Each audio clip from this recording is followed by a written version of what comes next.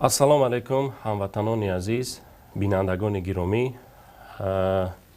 Чанд лаҳзаи дигар нишасти матбуотӣ бо узви Шӯрои Паймони Миллии Тоҷикистон Шарофиддин Гадоев дар Амстердам оғоз мешавад.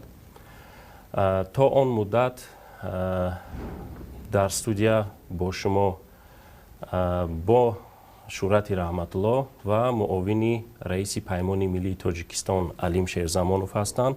Хушомадед. То он даме ки мо бо Амстердам алоқа барқарор шавад ва нишасти матбуотӣ пешкаши шумо шавад, мехостем як чанд гуфтугӯе бо муовини раиси Паймони Миллии Тоҷикистон Алими Шерзамон як суҳбате дошта бошем. ҷаноби Алим, агар ягон гуфтание дошта бошед, марҳамат, бифармоед. ассалому алайкум дӯстони гиромӣ. Инак баъди чанд лаҳзаи нишасти матбуотии узви Шӯрои Паймони Миллии Тоҷикистон Шарофиддин Гадоев ки ахиран аз асорати режими Душанбе халос ёфт ва ба урупо баргашт, баргузор мегардад ва ба дӯстони гиромӣ ба аксари суолҳои худ умед дорем ки имрӯз посух пайдо мекунанд ва он бародароне ки аз ибтидои ин қазия дар ҷустуҷӯи як тавтиа буданд ва он тавтиаҳоро ҳатто пайдо ҳам мекарданд. албатта ки ин теъдод инсонҳо ҳамеша дар ҷустуҷӯи ягон тавтиа ҳастанд, ягон дар ҳар падидаи як чиз як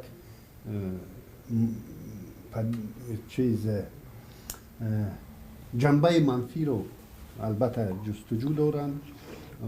барояшон гуфтаниам ки онҳо боз дар баъди ҳамин нишасти матбуотӣ ҳам пайдо хоҳанд кард ва чӣ қадар айббандиҳо нисбати ин бандаи худо буд ки дар рӯзҳои аввал ҳатто гуфтанд ки худаш рафтасту ин аз ибтидо тарҳи резӣ шуда буду баъди баргашташ ба урупо боз дар зери коса ним косаҳоро меҷустанд. албатта чунин ба чунин шахсон, ба чунин бародарон ҳар посухе ки диҳем ва ё қаноат намешаванд ва ҳатто ҳастанд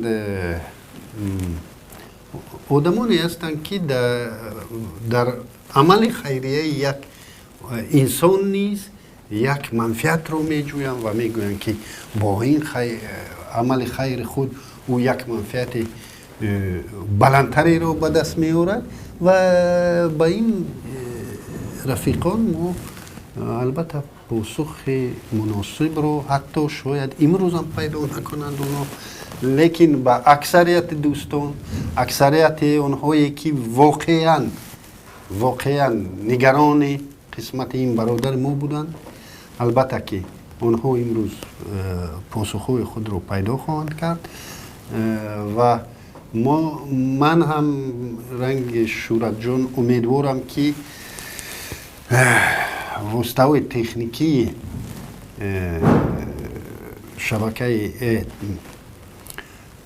Паймон ТВ моро имкон медиҳанд ки бевосита дар пахши мустақим аз ҳамин нишасти матбуотие ки дар он ҷо расонаҳои хабарии бонуфузе ширкат доранд ва ин бародари мо ба расонаҳои хабарӣ посухҳои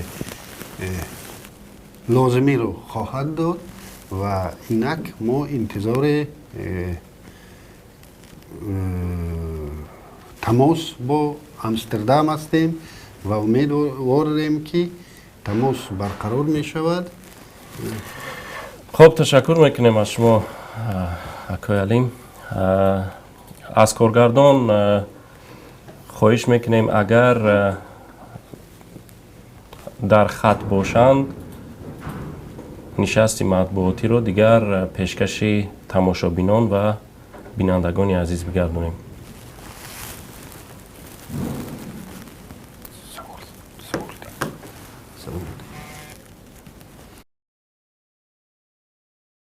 talk about these topics.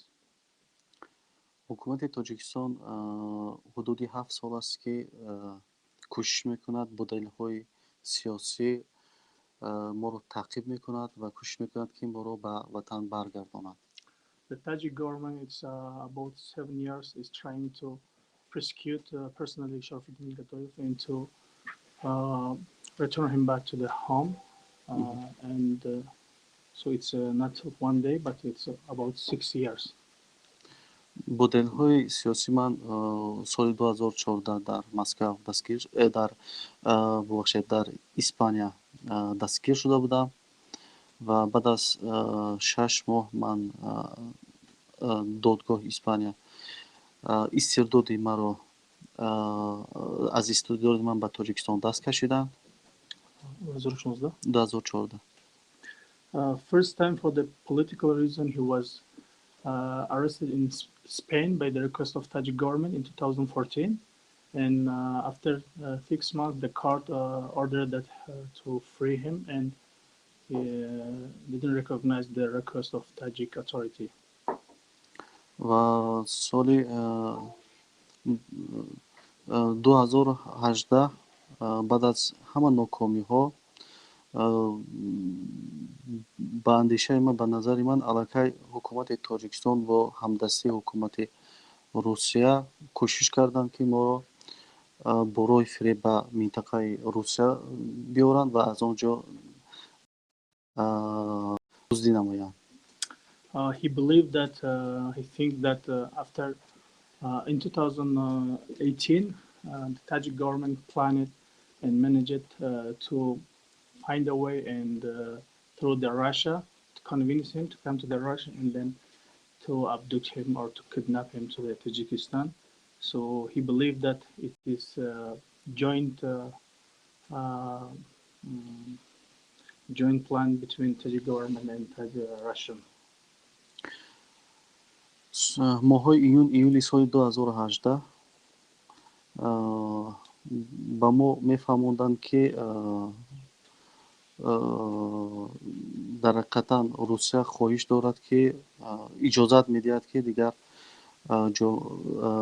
оппозитсияи Тоҷикистон метавонад дар Русия фаъолият кунад ва бо ин хотир намояндаи онҳо ҳам дар Олмон омада буд ва мо бо онҳо суҳбат гузаронда будем ва ин суҳбатҳо дар 3 давра гузашта буданд ва дар 3 давра онҳо даъват намуданд ки мо бо кишвари Русия бием. Албатта дар ин ҷо ҳадафи асосӣ ман набудам. Ҳадафи асосӣ дар ин нақшаи рабурда шудан Муҳиддин Кабирӣ низ буд, чун ҳадафи дуввуми ман будам. онҳо моро даъват мекарданд бо Муҳиддин Кабирӣ ки агар шумо бо Муҳиддин Кабирӣ биёед, шуморо дар сатҳи баланд пешвоз мегиранд ва он дархостҳое ки доред онҳоро амалӣ мешавад дар Русия. From the beginning of June and July, the representative of the Russian, I don't know, or they came and they approached opposition, especially Sharafuddin Gadoyev, and they said it is time to start conversation or talks between opposition in Russia, and also the situation is good for Tajik opposition to do some activities with the immigrants in the Russian territory. And then he said, like, before his travel to the Russia, there were 3 rounds of the talk or discussion between the Sharafuddin and opposition with the people from the Russian, the people representing themselves at the Russian side government. And the final plan, it was to convince not only Sharafuddin to come to Russia, but also come to on the delegation to be included Mr. Muhyiddin Kabir, the leader of National Alliance of Tajikistan. So he believed that the plan was not only kidnapping Sharafuddin, but also the top leader of the opposition also. That he believed. аслан суҳбатҳои мо дар мавриди оне буд ки мо мехостем ки ба Русия фаҳмонем ки мардуми тоҷикистон ҳам ҳаққи интихоб кардан доранд. Бояд ки русия аз ҳамдастӣ ба саркӯб кардани мухолифони тоҷикистон даст бардорад ва барои онҳое ки дар Русия фаъолияти сиёсӣ мекунанд амнияташонро таъмин кунад, на балки онҳоро бо роҳҳои ғайриқонунӣ ба Тоҷикистон равон кунад. The topic or the issue we discussed with the Russian authority to convince them to do not support the authoritarian regime of Rahmon and to give a choice to the Tajik people to independently choose, their president or the elections, and also give the right for opposition and all of the political activists to organize activities freely inside Russia. That was the topic between the Sharafidin and the other side. дар Русия бештар аз 2 миллион шаҳрвандони Тоҷикистон зиндагӣ мекунанд ки онҳо бештар аз 50% интихобкунандагонро ташкил мекунанд ва дар Тоҷикистон дар соли 2020 ду интихобот мегузарад. Яке интихоботи парлумонӣ ва дуввумам интихоботи президентӣ. Барои оппозитсия бисёр муҳим аст ки дар онҷо бо мардум ҳамкорӣ кунад, то ин ки мардум тавонанд дар интихоботи сиёсӣ, ду маъракаи сиёсӣ ки интихоботҳо ҳастанд, дар инҳо иштирок кунанд.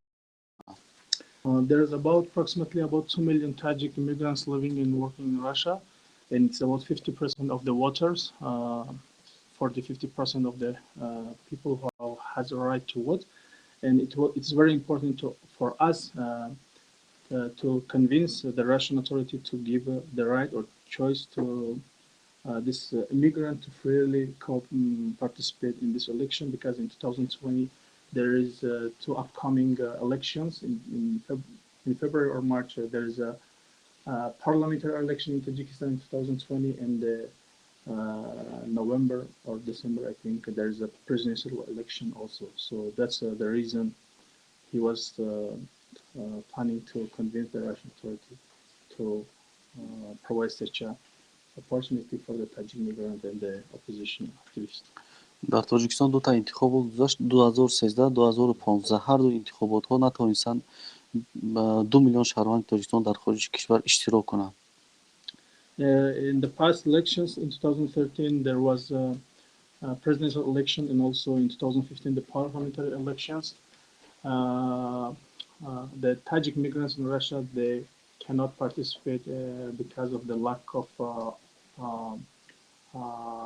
ground, because there is only 2 or 3, I don't know, only in main cities there is one place they could vote. So many of them they were not they were not able to vote or take part in the election because of the lack of communication. And ҳадафи мо мехостем фаҳмонем ки Русия бояд ки дигар аз саркӯб кардани ҳамдастӣ бо саркӯб кардан бо режими диктатураи Эмомалӣ Раҳмон ҳамдаст нашавад ва аз ин кор даст бардорад, чун ин фаъолиятҳо ба амнияти минтақа дар оянда халал мерасонад ва шояд амнияти минтақаро зери хатар гузорад. Ин интихоботҳои ношаффоф, коррупсия ва дигар мушкилотҳое ки дар Тоҷикистон ҳаст, чун ҳамеша аз як тараф дар зери режими Раҳмонов мардум саркӯб мешаванд, аз тарафи дигар бошад дар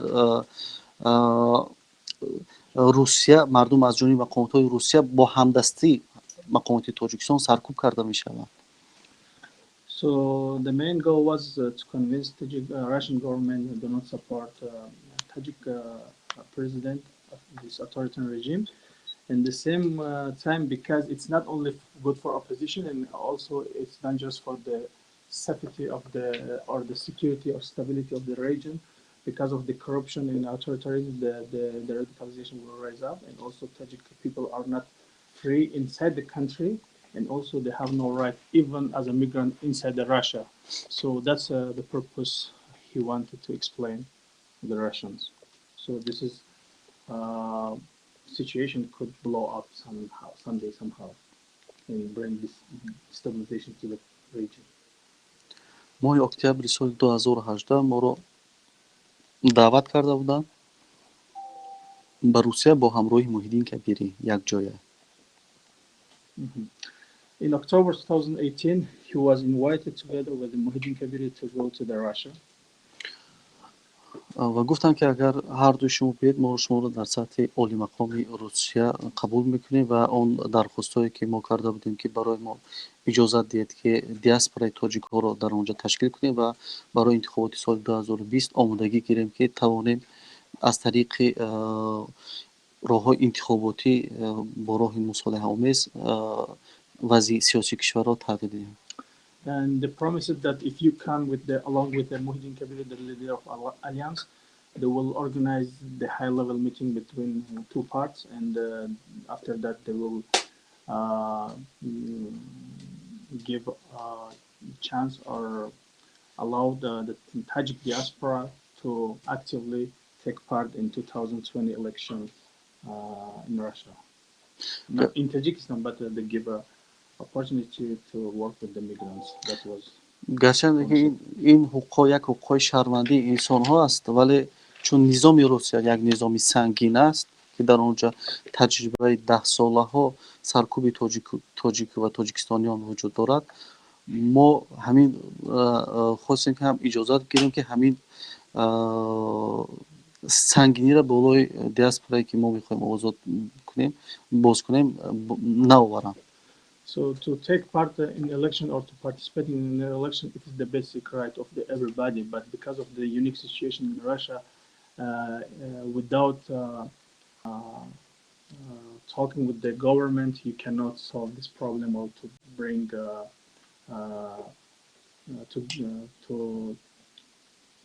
to give the chance to this migrant. It's impossible without cooperation of the government to give the chance to the immigrant to take part in the election. қарор буд ки мо 15 ноябр вохӯрем дар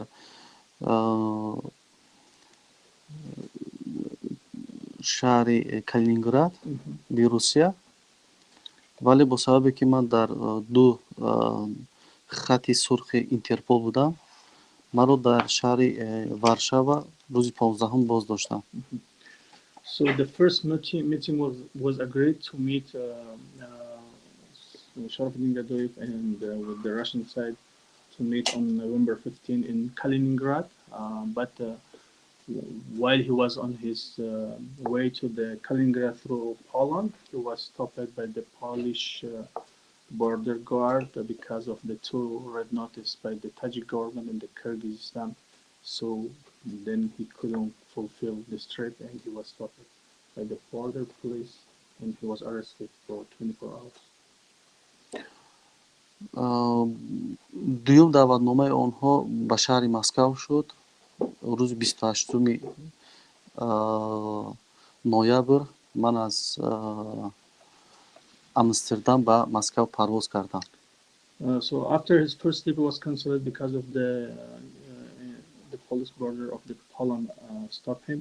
The second time he flew from the Amsterdam directly to the Moscow on 28th of November.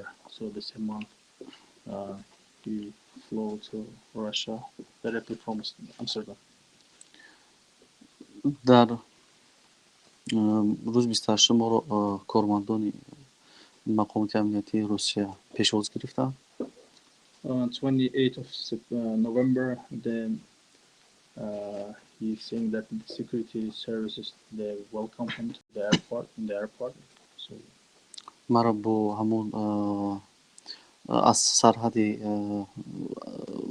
Русия гузаронданд. дар паспортам печат гузоштанд.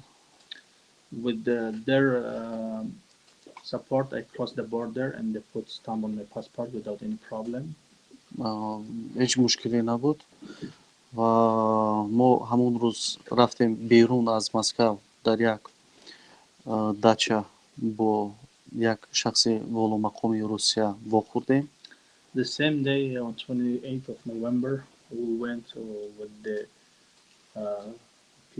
with those people who received him out of the Moscow at the private villa, he met with some high-level representative of the Russian government. بعد از آنجا 1 ساعت ما صحبت داشتیم با این شخص والامقام، حدود 1 ساعت، و با من یک شخصی رو با نام مکسیم با من معرفی کردم.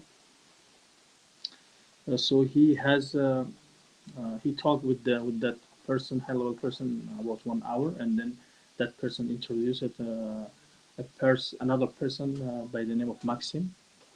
اما مکسیم گفتن که دیگر تمامی واخوری ها رو معین میکند و دیگر با دیگر ساختارها لازم است این فکرها را رساندن در کار و برای رهبریت قرار رهبری کشور را گرفتن باید یک چند ساختارها قطعی ما هماهنگ کنیم و بعدا قرار گیریم که شما را اجازه دهیم و دیاسپورا شما در اینجا کار کنند. So they introduced Maxim as a person who will manage and handle the future talks between Sharafuddin and the Russian government, and to convince the Russian side to give permission for Sharafuddin organizations to start activity in Russia. یک شخص هماهنگ ساز بود ما باید میشد.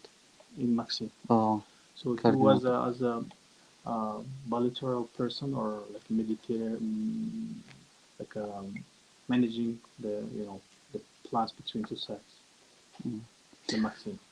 بعدا ما رو آوردن در گستینس متروپول جای کردم، خودی همون 28م. And the same day he returned hotel of Metropole on 28th of November after that meeting. باز ما رفتیم با مکسیم یک جا در رستوران گوتمان که نزد همون کریم قرار دارد. And then after that they went along with the Maxim to the restaurant of Goodman. It's close to the Kremlin. همونجا رفتیم خوراک شام خوردیم. They had a lunch together. بعدا روز 29 ما رو باز به امستردام گسیلاندن. On 29th of the November he flew back to Amsterdam safely, the first trip. بار اول برای من ویزا یک کرته آماده کرده بودم، 1 ماه یک کرته که این از شرکت گدیر بود و دوم مرتبه به من ویزا روی کردن. این ماه ینور بود و برای 6 ماه و بسیار مرتبه. So the first time he applied a visa for 1 month and 1 travel, and the second time in January, so he applied for another visa, which was the invitations was sent by the such a called Gadir commercial company, and he got 6 months multiple visa travel. وقتی که من رفتم در سفارت مرا در کنسولگری در گاگا مرا همون کنسول خودش پیشواز گرفت و گفت که با شما گفتگی هستن که ویزا سپارش شدگی است که ویزا دادن در کار. در کجا؟ در کنسولگری شهر. در کنسولگری گاگا. So when he went to the consulate of the Russian in the Gaga city of Gaga, the consul personally approached him and told him that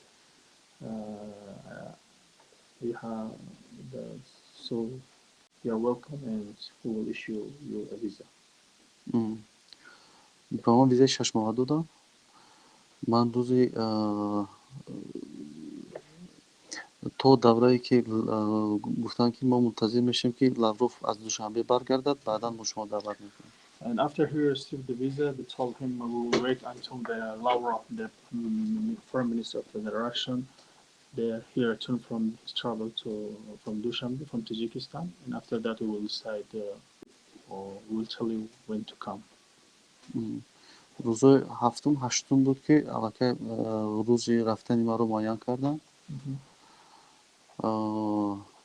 гуфтанд ки 13 қарор аст шумо парвоз кунед ба Москва. Не 13 муайян кардан шуд. So, and the second, his travel was appointed to be held on the 13th of February, and finally he went on 13th of February to the Moscow. рӯзе ки мо 13 Москав рафтем, боз кормандони ҳамон ниҳодҳои амниятӣ омадан моро аз аэропорт гирифтанд, аз аэропорти Шереметова. On 13th of November, he flew from Amsterdam directly to the Moscow, and the same people who received him first time, they came and also welcomed him at the Sheremetyevo airport in Moscow. Ба гостиница как это Крон Плаза Москва дар ҳамонҷо ҷой кардам. Ин тахминан соатҳои 18 ё 18:30 дақиқа буд. 18:30 дақиқаи бегоҳ буд. 13. The same day, on 13th of February, around 18:30, they took him to the Crown Plaza Hotel in Moscow. Тоқи ман дар утоқи 10:41 ҷойгир карданд. His room number was 1041 at the hotel. бори аввал ҳотел ба номи ман буд ва бори дуюм ҳотел дар номи ман набуд. On his first trip, the hotel was booked on his name, but at the same time, the next one, the room wasn't booked on his name. дар ҳамин вохӯрии дуюм вақте ки моро даъват мекарданд, онҳо бисёр мехостанд ки Муҳиддин Кабирӣ дар ҳамин вохӯрӣ иштирок кунад. In the second trip, the Russian side insisted that Mr. Kabiri must be with him on the trip, so must go to Moscow. тахминан 3 маротиба пурсиданд ки бисёр хуб мешаванд. About 3 times they insisted that it will be great if he could come to the Moscow with you. ҳатто Муҳиддин Кабирӣ дар ҳамин ҷиҳат шубҳа карданд ва гуфтанд ки хуб мешавад ки аз ҳамин сафар наравед, чун хоҳишҳои онҳо яккаме шубҳанок аст. And when they insisted that Kabiri has to come also with you, he said that Mr. Kabiri told him it will be good if you cancel this trip because it is suspicious, because they're insisting that you have to come. ман фикр намекардам ки чун сиёсатмадорои сатҳи аввал даст ба чун як ҷиноят мезананд. ман бовар доштам ки сиёсатмадорро ҷиноят содир намекунанд. So he said that he won't believe that the politician would not be involved in a crime, so that's what was. He didn't think that they will harm him or do something. So he didn't believe, and he trusted the people who invite him. фикр кардам ки акай Муҳиддин Кабирӣ шояд бештар аз эҳтиётӣ кор мегирад. ин ҷавонии ман буд. ман бовар доштам ки онҳоро бовар кунондан мумкин аст. онҳо бояд ки инро дарк кунанд ки дигар мардуми тоҷик таҳаммули на раҳмон на Русияро надорад. So he believed that he thought that maybe Mr. Mуҳиддин Кабирӣ is just because of his age and experience in the politics, not decide like very easy, and then he is because of young, and he has and he could do something better or to convince the Russian side, so that's why he decided to go. Пофишорӣ кардам рафтам. And nevertheless, that Kabiri wasn't not. So he told him do not go, but he insisted that I have to go because he thinks that this trip is very important. вақте ки мо рӯзи 13 бо Максим вохӯрдем дар ҳамон ресторани Гудман, онҳо гуфтанд ки фардо бо яке аз намояндаҳои дастгоҳи президенти Русия бо шумо вохӯрӣ мекунад ва рӯзи дигараш бошад бо намояндаҳои шӯрои амният шӯрои амнияти Русия суҳбат мешавад ва дигар ҳамон вақт соати барномаҳоро гуфтанду ва дигар мо суҳбатҳои дар атрофи Тоҷикистон ва мушкилотҳое ки дар Тоҷикистон буд инҳо суҳбат доштем. On the 13th of February, we went with Maxim to the Goodman the same restaurant, and he explained it to the Sharafuddin the trade plan. Like tomorrow, we'll meet people from the presidential office, and this next day, you will meet with someone from the Sobeys. No, Sobeys Junction. Совет безопасности. Security Council. Some people from the Security Council. Thank you. гуфтанд ки фардо соати 18 мо омода шуморо мегирем мебариму, вале онҳо чун дастгоҳи президент дигар сохтор ҳастанд, то ними роҳ мебарем, вале шуморо баъдан ба онҳо месупорем, онҳо то ҷои лозимӣ, то ҷои вохӯрӣ мебаранд, мерасонанд, чун сохторҳои мо гуногун ҳастанд. Maxim told him that tomorrow at 18 we will take you by our car to the halfway, and then because of the people from the presidential office, they are different structure, and from the middle of the way they will take you to their car. So it's gonna be car exchange changes. So вақте ки Максим дар ҳамин соати 15 такам бо 18 17:45 омаданд, мо тахминан соатҳои 18 бо мошини BMW сиёҳ ки бо ҳамроҳи шофёраш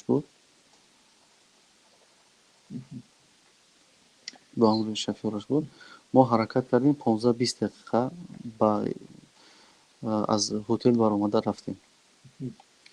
So the next day, on 14th of February, about 17:45, like about 5 p.m. 45 minutes or 6 p.m., the Maxim arrived with the black BMW with the driver, and they pick Sharafuddin. They draw about 15-20 minutes out of the hotel. баъд аз 15-20 дақиқа дар як, ман хуб намедонам ки онҷо куҷо буд, вале дар як истгоҳе дар қабати роҳ буд. Як истгоҳе дар қабати роҳ буду, онҷо истод карданд дар бағал як мошини минивени сафед. So after the drive about 20 minutes, the car stopped close to the station, bus, автобус. Не, истгоҳи мошино меистодаги.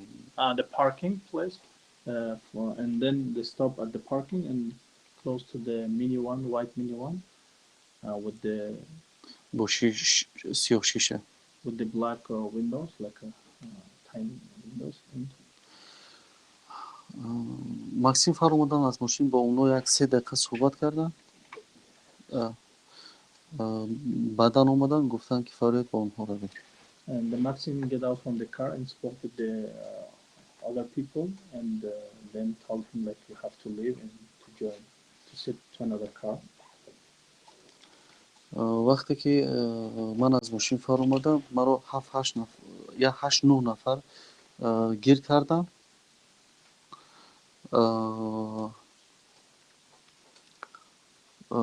маро дар мошин шинониданд, дар мошини ҳамин ва ҳамашон либоси сиёҳ, шапкаҳои яхела доштанд, курткаҳои яхела, мӯзаҳои яхела ва дар гӯшҳои ҳамашон наушник буд. After he get out from the car, about 8-9 people surrounded him. They were wearing the same uniform, and all of them they have a headphones, like something to connect or to talk with each other. And вақте ки ман дар мошин шинодидам, дар дастҳоям завола задам. Баъдан шурӯъ кардан скотчро гирифтану дар ҳамин чизи ман печонданд. Пурра скотч кардам, боз ҳамин хел скотч кардам. after they put him inside the minivan, they put handcuff on his hand, and then with the type, they turn around his face, this around, and then like this, so he cannot talk. баъд пакети сиёҳе ки аз пластик ҳаст, ина дар сари ман кашидану ва дубора скотч карданд. And then after that, they put the black garbage bag on his hand, and then again they put type around it. баъд инҷоро кушоданд. And then they open it, the floor, the nose for breathing. баъд мо 1 соат ҳаракат кардем бо ҳамин минивен. Пеш аз ҳамин скотч кардан, бубахшед, танҳо гуфтанд ки мо аз кормандони МВД ва кормандони Вазорати Корҳои Дохилии Русия ҳастем. Before they type it, close his mouth, they explained that they are people from the Minister of Interior Affairs of the Russia. ҳамроҳшон як нафар бо либоси пулис доштанд. One person was them. He has a uniform, police uniform. мо 1 соат бо ҳамин минивен ҳаракат мекардем. So we were about an hour on the drive. ман фикр мекардам ки шояд моро бо ягон ҷангал бурда дар он ҷо ба қатл расонанд. So he was thinking that they want to take him to some forest and to get rid of him, like to execute him. ё ин ки бурда пурсиш мегузаронанд, баъдан мекушанд. Or they will interrogate him, and then after. баъд аз 1 соат ин истод шуд ва маро аз як минивен дигар дар минивени дигар гузоштанд. After 1 hour, when they stop it, and then they take him from one minivan to another one. ва ҳамин минивен як 30 дақиқа ҳаракат кард. And then they drove again about 30 minutes in some direction. рафту истод. баъд аз 30 дақиқа истоду. баъд ман садои ҳавопайморо ва садои майдони ҳавоиро мешнидам. When they stopped it, they heard the noise of the airports, and when the plane is landing or taking off, so they heard the noise. фаҳмидам ки маро душанбе равона мекунанд. And then he understood that they will extradite him to the Dushanbe, to the Tajikistan. вақте ки ин ҳолатро дидам ва хостам ки ба ҳамонҳо фаҳмонам ки ман ин ҳолати онҳоро пешбинӣ кардам ва ба ин хотир ман ҳамин пластикӣ дар ман кашидагӣ буд ва скотчҳое ки ман ба он васида буд, ҳамонро ман дарондаму гапамро бо онҳо гуфтам. дар ҳамин ҳолати дарондан ман дидам ки дар ин кормандони ФСБ аст, чун нишонаҳо дар пушти якташ ФСБ нависонда, чун ҳангоме ки бармехестанд ва дигараш рӯйҳояшон пӯшонидагӣ буд, ҳамин хел рӯйҳояшон пӯшонидагӣ буд ва ҳамун рӯмолчаҳое ки ФСБ доранд, баъзе додгоҳҳода мераванд иштирок мекунанд, ҳамун бо ҳамонҳо буданд. When he heard the noise of the planes, and then he said with his hand, he tear down the plastic bag and the types, and wanted to. And when he turned down the plastic bag, he saw that one of the officers behind on his back, it was written like FSB, and all of them they had a mask, and you cannot recognize him because it was covered. ки ҳамин дар ҳамин давра онҳо шурӯъ карданд аз пуштам задан, дар пушт одамҳое ки аз бағалам буданд шурӯъ карданд. Баъдан ман сарам хам кардаму гуфтам ки ба ҳамон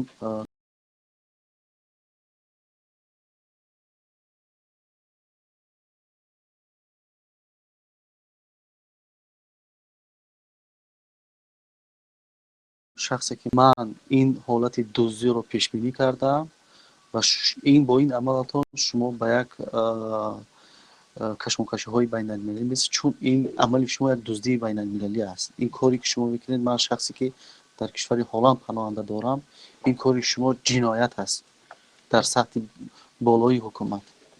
After I turned down the types and I screamed that convey my message to that person, like he's saying that he was close person to the Putin, that this is the international crime, and with this I was expecting that this gonna happen to me, and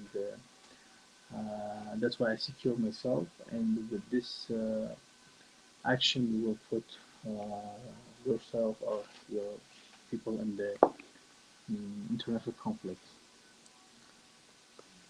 вале инро ба он хотир гуфтам ки онҳо шояд ки аз ин корашон худдорӣ кунанд. I said this because I was expecting maybe after hearing my explanation they want to extradite me to Dushanbe. That's як нафар аз мошин баромад, ба касе занг зад, чиҳое мегуфтанд, ман намефаҳмидам. Бозгашта омад, дар мошин нишаст. Баъд аз ним соат ё чанд дақиқа гузашт, боз дар ин шахс занг омад ва дубора рафт, баргашт омад. Пас аз ин шурӯъ кардан пурра либосҳои манро шурӯъ кардан кофтан, ки дар бадани ман ягон асбобҳои гӯшкунанда набошад. Пурра ҳатто ҳамон пояфзолҳо ҳамаи чизҳои маро дубора кашиданд ва инҳоро ҳама тафтиш карданд. After they heard what he's saying, one person get out from the car and he called somebody, and then he waited about 30 minutes, and then he received another call out of the car, and then they came back and to search him all the body issues to find out that maybe he has some recording device or something, to make sure that he has nothing with him on him.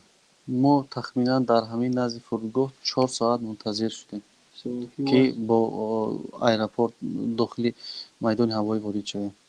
So they were about 4 hours waiting, close to the airport.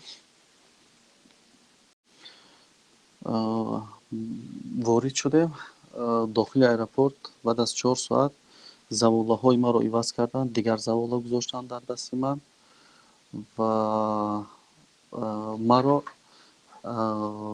аз ҳамон дар назди тураб истод карданд ва аз тураб гирифта ба дохили тайёра шинониданд. When they took him to the airport, they changed the handcuff. I don't know for what reason.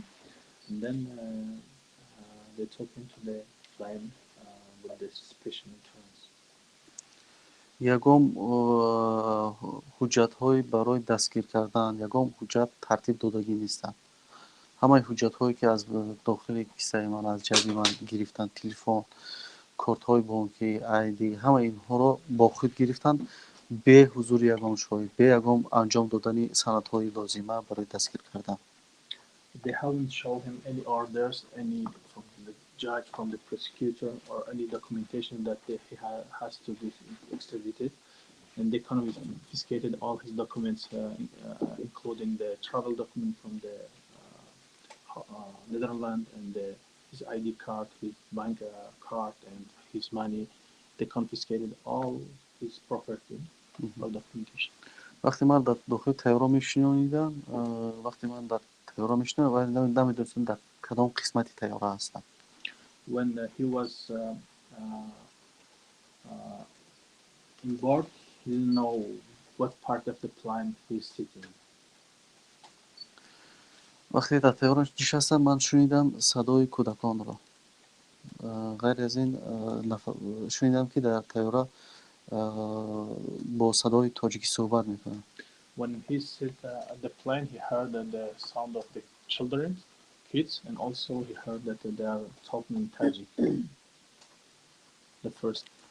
дар ҳамин ҳолат ки дубора ман ҳамам баста буду, бо клёнка бо скотч ҳама печонда буду, ман боз дубора ҳаминро кашидам ва садо баланд мекардам ки ман Шарофиддин Гадоев ҳастам, манро дуздидан аз Москва. Хоҳиш мекунам ки ба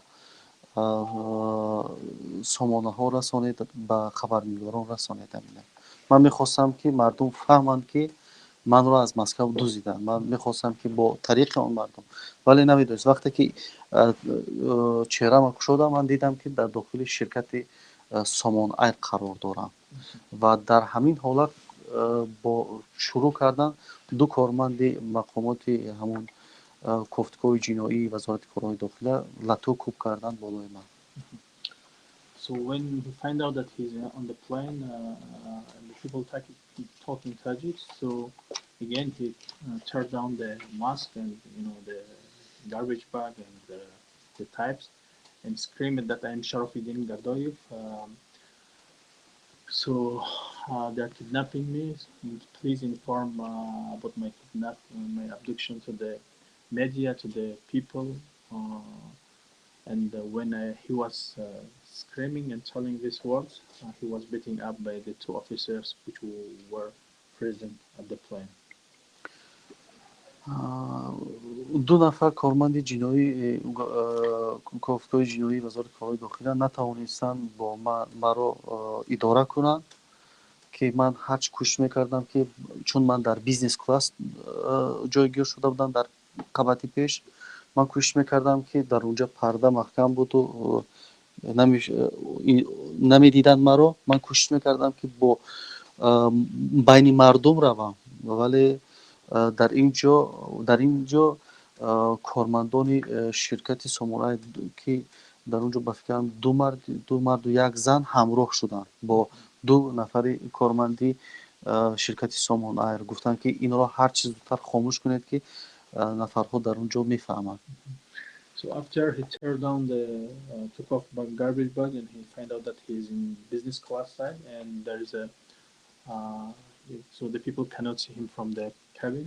So he tried to go to the side of people, but the two officers start controlling him or beating him up.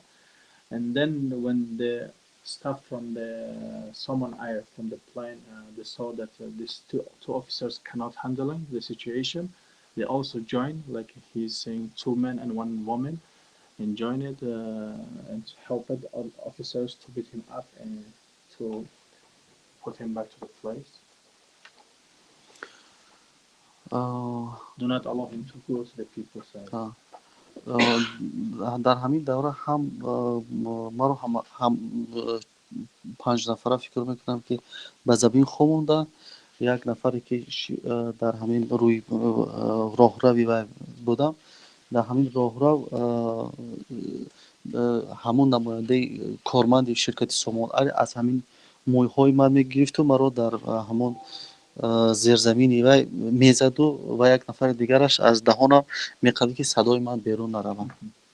So while they were laughing and trying to put him down, that he said that the one of the worker or employee of the Somon Air staff from the airplane, he grabbed him from his hair and trying to put down on the floor on the corridor, and another person trying with his hand to cover his mouth to do not speak up to the people. ва дар ҳамин давра аз пушти ман дар пойҳои ман бо шата бо мушт мезаданд, ки ман хомӯш шавам. So while these two people, one was taking him from the hand and another trying to cover his mouth, and other people was beating him up from all over, like to his body, to his legs, to tell him that shut down. онҳо почҳои маро бастанд ва маро дубора дар ҳамон курсӣ қабати пеш шинониданд ва маро дар курсӣ бастанд пурра. ҳам даҳонамро ҳамаи ҷоямро бастанд ва сарамро хам карданд дар зонуҳоям ва ду нафара аз пушти ман то душанбе 4 соат ҷуқида парвоз карда рафтем. So he's saying that they tied up his legs and then he tied up his hand on the seat belt, and then they put his his head over his legs, and then two people were from his two sides holding him, and 4 hours he flew from Moscow to Dushanbe. 4 ساعت در یک حالت ایستادن. 4 hours on the same model, same position. بسیار وای بود، هم فشار هم اینجا همه درد میکرد. So he get hurt because of the pressure from these two people, and also his back get hurt because 4 hours. And در اینجا من میخوام یک چیز قید کنم که هم فهمه وقتی که یک نفر رو از یک کشور به کشور دیگر استرداد میکنن، در اینجا باید شرکت هواپیمایی به قرار دادگاهی که ما رو مجبورا میخوان به دیگر کشور سفربر کنن با من روند، اینها باید قرار دادگاه رو داشته باشند. بدون قرار بدون ترتیب دادن سندهای معین، شرکت هواپیمایی حق اجازت شنانیدن در اینجا ندارد و شرکت سامان ایر و که نزدیک با خانواده امام علی رحمانوف هست، همدستی در این دزدیدن من داشتند. so he's saying he wants to make a remark that when the airplane sees somebody who's been extradited, they have to ask for the court permission, judge permission that they are legally extraditing this person or illegally. So, but the Salman Air do not request such a documents or permission from the authority. Not also, but help them to kidnap Sharafuddin. So he's saying that someone's so guilty and also joined in this crime, like آنها was نه part of the kidnap. آنها نه بلکه هم شریک شدند، بلکه در لخت و کوب کردن من همراه شدند که با پلیس یک جا شدند. So the Salman Air not only cooperated but also beat him up while he was training. The Salman Air staff. بعد 4 ساعت ما رو در دوشنبه فرآمده. After 4 hours, they landed in the Dushanbe airport. ما را به تهخانه ریاست کافتگاه جنایی وزارت کارهای داخله در همون تهخانه بردن. And then from airport, they took him to the Interior Minister office. It's called at the basement of the Minister Interior office. در اونجا یک کمی ما رو لطو کوب کردن در پدوا. At the basement, he was beaten up. بعدا نزد من بختیار نظرов خودش رو پالکوم و معاونی همین ریاست معرفی کرد. And then one person, the staff from the Minister of Interior Affairs by the name of Bakhtiar Nazarov, he's a polkovnik, and he came to meet with him. با من سه پیشنهاد کردم. They give him 3 suggestions. پیشنهاد اول، از اومدن من کسی خبر ندارد. The first suggestion: nobody know about your presence in Dushanbe in Tajikistan. ما میتونیم هر چیزی که ضرور است از طریق شکنجه دسترس کنیم. هر اخباری که we could take anything from you, like information with the torture and with the special way. بعدا میکشه. And after that we will get rid of you. دوم پیشنهاد ما هر چیزی که لازم است ما میگیریم از شما با طریق زوری.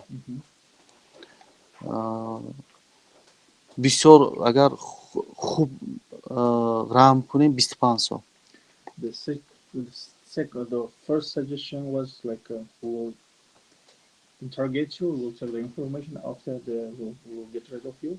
And the second, we will interrogate you, we will take all necessary information from you with the torture of other ways, but finally you will be charged imprisonment for 25 years minimum ё ин ки тамоми умр. or lifetime.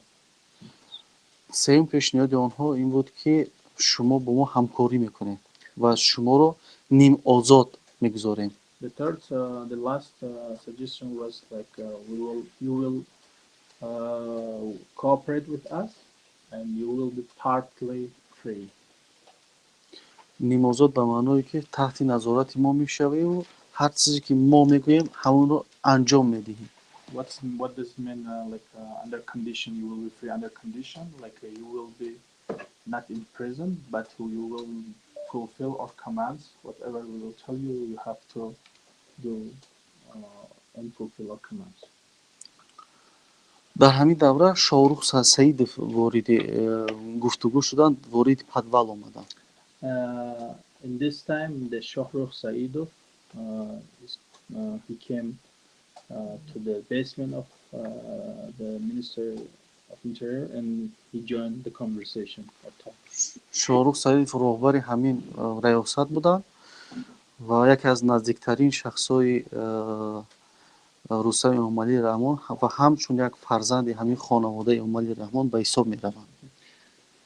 Shohrukh Saidov, he is the head of this police station. I don't know how exactly to translate. Department. Police department for Criminal criminal charges. And he's a close person and friend for Rustam Emomali, the son of president. ӯ низ салом доданд ба ману ва гуфтанд, ки пешниҳодҳоро кардед. Ба Бахтиёр Назаров ишора карда гуфтанд. And then Shohrukh Saidov, head of this police department, asked from Bakhtiyor Nazarov, did you made all suggestion? Everything clear to him?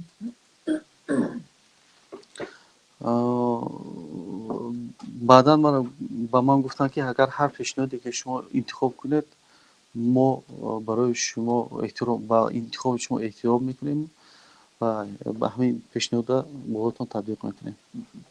And then they said, whatever suggestion you will accept, we will respect your choice, and we will fulfill that. First one to be, the choices, the three choices. баъдан гуфтанд, ки ба ман гуфтам, ки ман дар интихоби пешниҳоди сеюми шумо фикр мекунам. And then he answered, I will think about the third suggestion and will let you know. баъд Шоҳрух баромад рафт аз ҳамон таҳхонаву And then Mr. Shohrukh Saidov, he left the basement.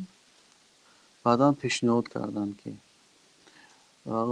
шумо бояд, ки эътироф дар мо дар назди камер эътироф кунед, ки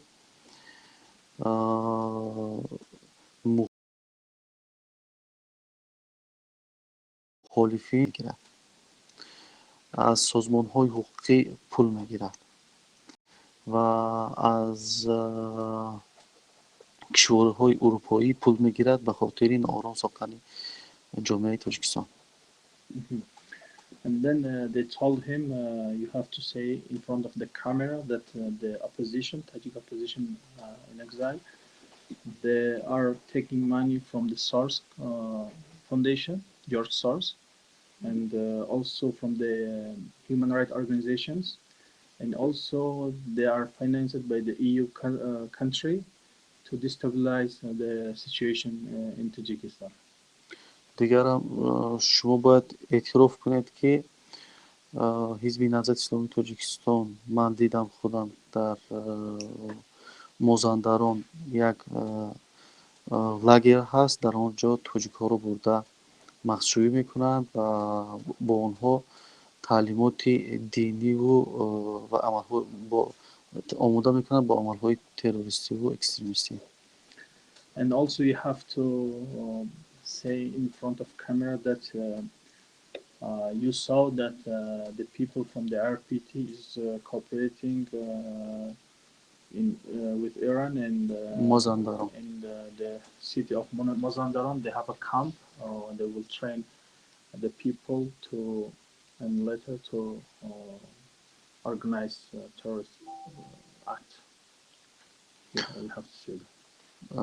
شما اعتراف میکنید که محیدین کبیری آنها از ایران پول میگیرن. And you have to say in front of camera that Muhyiddin Kabiri, the leader of National Alliance of Tajikistan and RPT, getting money from the Iran. شما اعتراف میکنید که محیدین کبیری با خودش سنگ میگرداند و با طریق سنگ نماز میخواند. You have to tell in front of camera that the Muhyiddin Kabiri, he changed his religious, what you call, sector, or He didn't tell about his religious. like so how not religious but mazhab, like you have to hold a stone and it's special for the Shia. So when you say that stone, it's mean like he's holding stone with him and he's praying on the stone. So it's mean like he's Shia. شما اعتراف میکنید که شما همین چیزا را دیدید و شنیدید، میدانید و در حقیقتا آدم هایی که در اطراف محیدین هستند آنها شیعه هستند، آنها به شیعگی مردم رو دعوت میکنند. شما همین چیزا رو باید که در نزد کامیرا گویید. And you have to tell that the people are surrounding Muhyiddin Kabiri, they are Shia, and they converted from Sunni to the Shia, and they are also, you know, are doing propaganda, like people to converting from the, to convert to Shia, to Shiism. غیر از این ما کنفرانس ها بعد دعوت میکنیم. شما در کنفرانس ها در بین این مردم دوره به دوره همین ها رو شما تکرار کرده میروید. And then we will organize conference and events. You will continue talking all this, repeat all this, things we have told you. You have to repeat all the time to the people. با من گفتم که اطراف این حرفا فکر میکنم. And then he responded, I will think about all this suggestion. گفتم اگر شما این کارها رو کنید ما شما رو عفو میکنیم و خود رهبریت کشور شما رو میبخشد. امام علی رحمان شما رو میبخشد. And they told him, if you fulfill all this command, and the President Rahman will forgive you and will amnesty you. بعد از همین چیزا امنیستی میشه شما. بعد از 1.5 ساعت 8 یا 9 بود، دقیقا یادم نیست چه خیلی ساعت چند بود، 9 سحر بود. بعدا عبدالرحمن علمشاهزاده معاون وزیر کارهای داخله آمدند. گنرال بگنازارов، امیربک بگنازارов راهبری ریاست با تروریسم آمدند. گنرال پیروف احتم خان،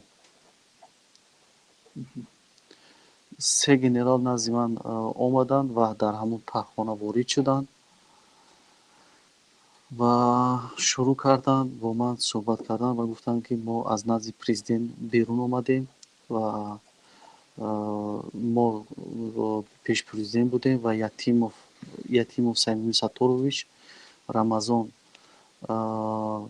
رحیم همراه و پرزیدنت، آنها 3 نفر حالا در نزد پرزیدنت هستند و منتظری حاضر جواب شما هستند که شما گویید که این عملها رو انجام میدید. اگر انجام دهید پرزیدنت رو ما پیشنهاد کنیم، چون تنها پرزیدنت میتواند، پرزیدنت نگفتن، تنها گفتن پیشوای ملت میتواند همین کار رو انجام دهد. اگر شما خواهید ما پیشوای ملت رو میرسونیم و баъд аз сабт наморҳои шуморо афв мекунад. ва ман дидам, ки аллакай ин бозӣ дар сатҳи президенту дар сатҳи раҳбариётҳои мақомот қарор гирифтааст. Аллакай дидам, ки дар инҷа як бозии калонтар аст ва ман кӯшиш кардам, ки дар бозии онҳо ворид шавам. After 1 hour or two, the three generals came to meet with him. General Abdurrahman Buzmakov, Абдураҳмон Аламшозода ё Abdurrahman Alam Shozoda, озе фамилияш Бузмаков аст, фамилияи собиқаш. his previous last name was Buzmakov, and General Beknazar Amirbek. Amirbek, and General Pirov Ahtamzoda, Ахтамхон. Ahtam Khan. They came and told him that we just came out from the president's meeting. We were together with president and minister interior affairs and minister security, and we are here to listen to hear your response. If you are agreed to all this, to all our suggestion, we could convey your message to the president. And he said they didn't tell president. They said leader of nation. It's Min Peshwa, and the only Peshwa, there's the only then the leader of nation will decide. And he said, when I have heard that my case is being discussed at the highest level of the country, so I decided to join the game, their game. ман дидам, ки инҳо дигар як ҷинояткор ҳастанд. Бо ин ҷинояткорҳо, ки маро дузидан, аз Москав оварданду болои ман инқадар шиканҷа карданду маро рӯзи пешниҳодҳои ҳатто куштан мекарданд, дигар бо инҳо бо забони қонун суҳбат кардан имкон надорад. I realized and understood that with such a criminal people, which they kidnapped me from Moscow, and they told me that they will kill me if I'm not agree. So I cannot talk with them by the language of the law, and the only things I have to talk with them with their language. So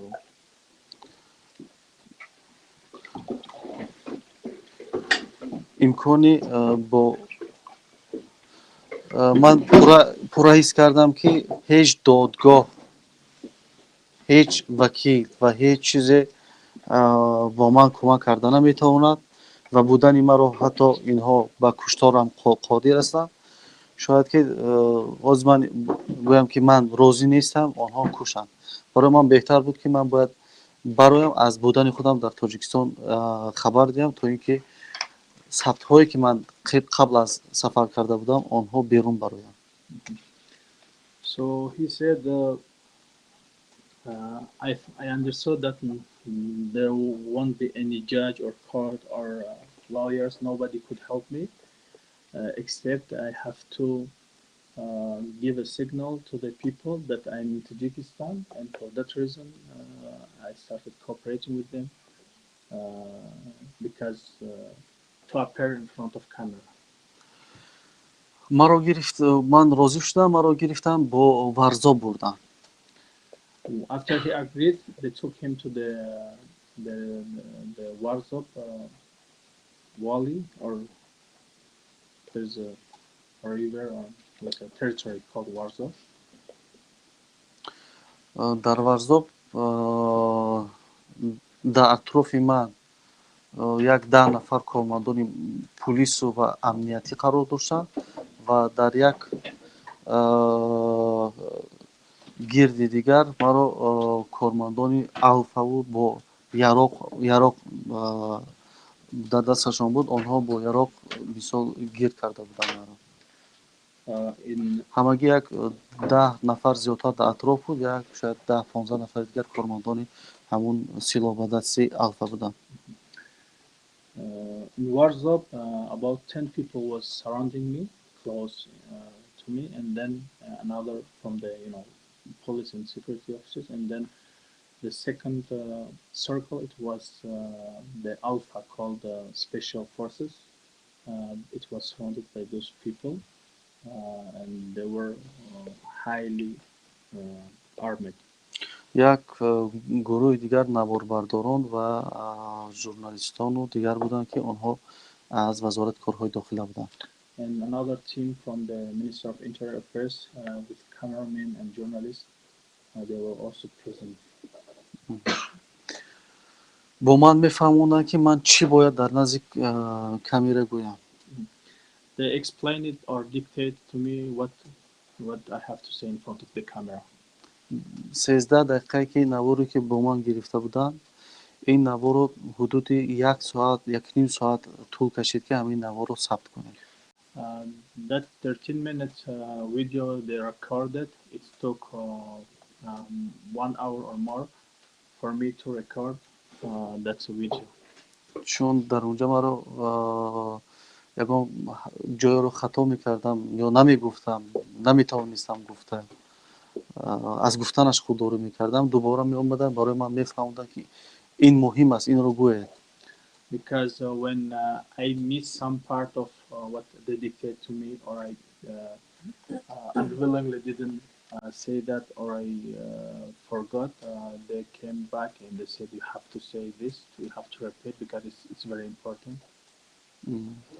масалан онҳо мегуфтанд, ки шумо гӯед, ки пешвои миллат, асосгузори сулҳу ваҳдат муҳтарам Эмомалӣ Раҳмонов, ман ин сигоҳи гапо гуфтам, ё муҳтарам раиси шаҳри Душанбе Рустам Эмомалӣ, ман гуфта наметавонистам ина, ки мегуфтанд, ки аз ободиҳо гӯеду шумо гӯед, ки фазо дар инҷо боз аст. For example, they forced him to say that you're highly respected, the leader of nation and the builder of peace, Emomali Rahman, or Your Highness Mayor Sami Emomali, but he cannot say those words because чизҳое мегуфтанд, ки онҳо муқобили ҳарфҳои ман буданд, муқобили ҳарфҳое, ки ман 10 рӯз пеш дар фейсбукам гуфта будам, муқобили мавқеи ман, ки ман 10 рӯз пеш аз тариқи фейсбук, тариқи онлайн бо мардум суҳбат доштам. They forced me to tell the things that 10 days ago I totally said different things, like against his willing, against his previous position or words. They forced me to say on favor of the government or Rahman. ва хаста шудам аз онҳо, дигар чизе мегуфтанд такрор мекардам. And finally he got tired and he repeated whatever they told him, and then he repeated. хоб накарда будам, зери лату кӯб боз чанд соат маро ҷуқида дар самолёт оварданд. Барои ман бисёр ҳам рӯҳан, ҷисман, равонан, ҳама тарафа ман хаста будам. Дигар тоби шунидани ҳарфҳои онҳоро, тоби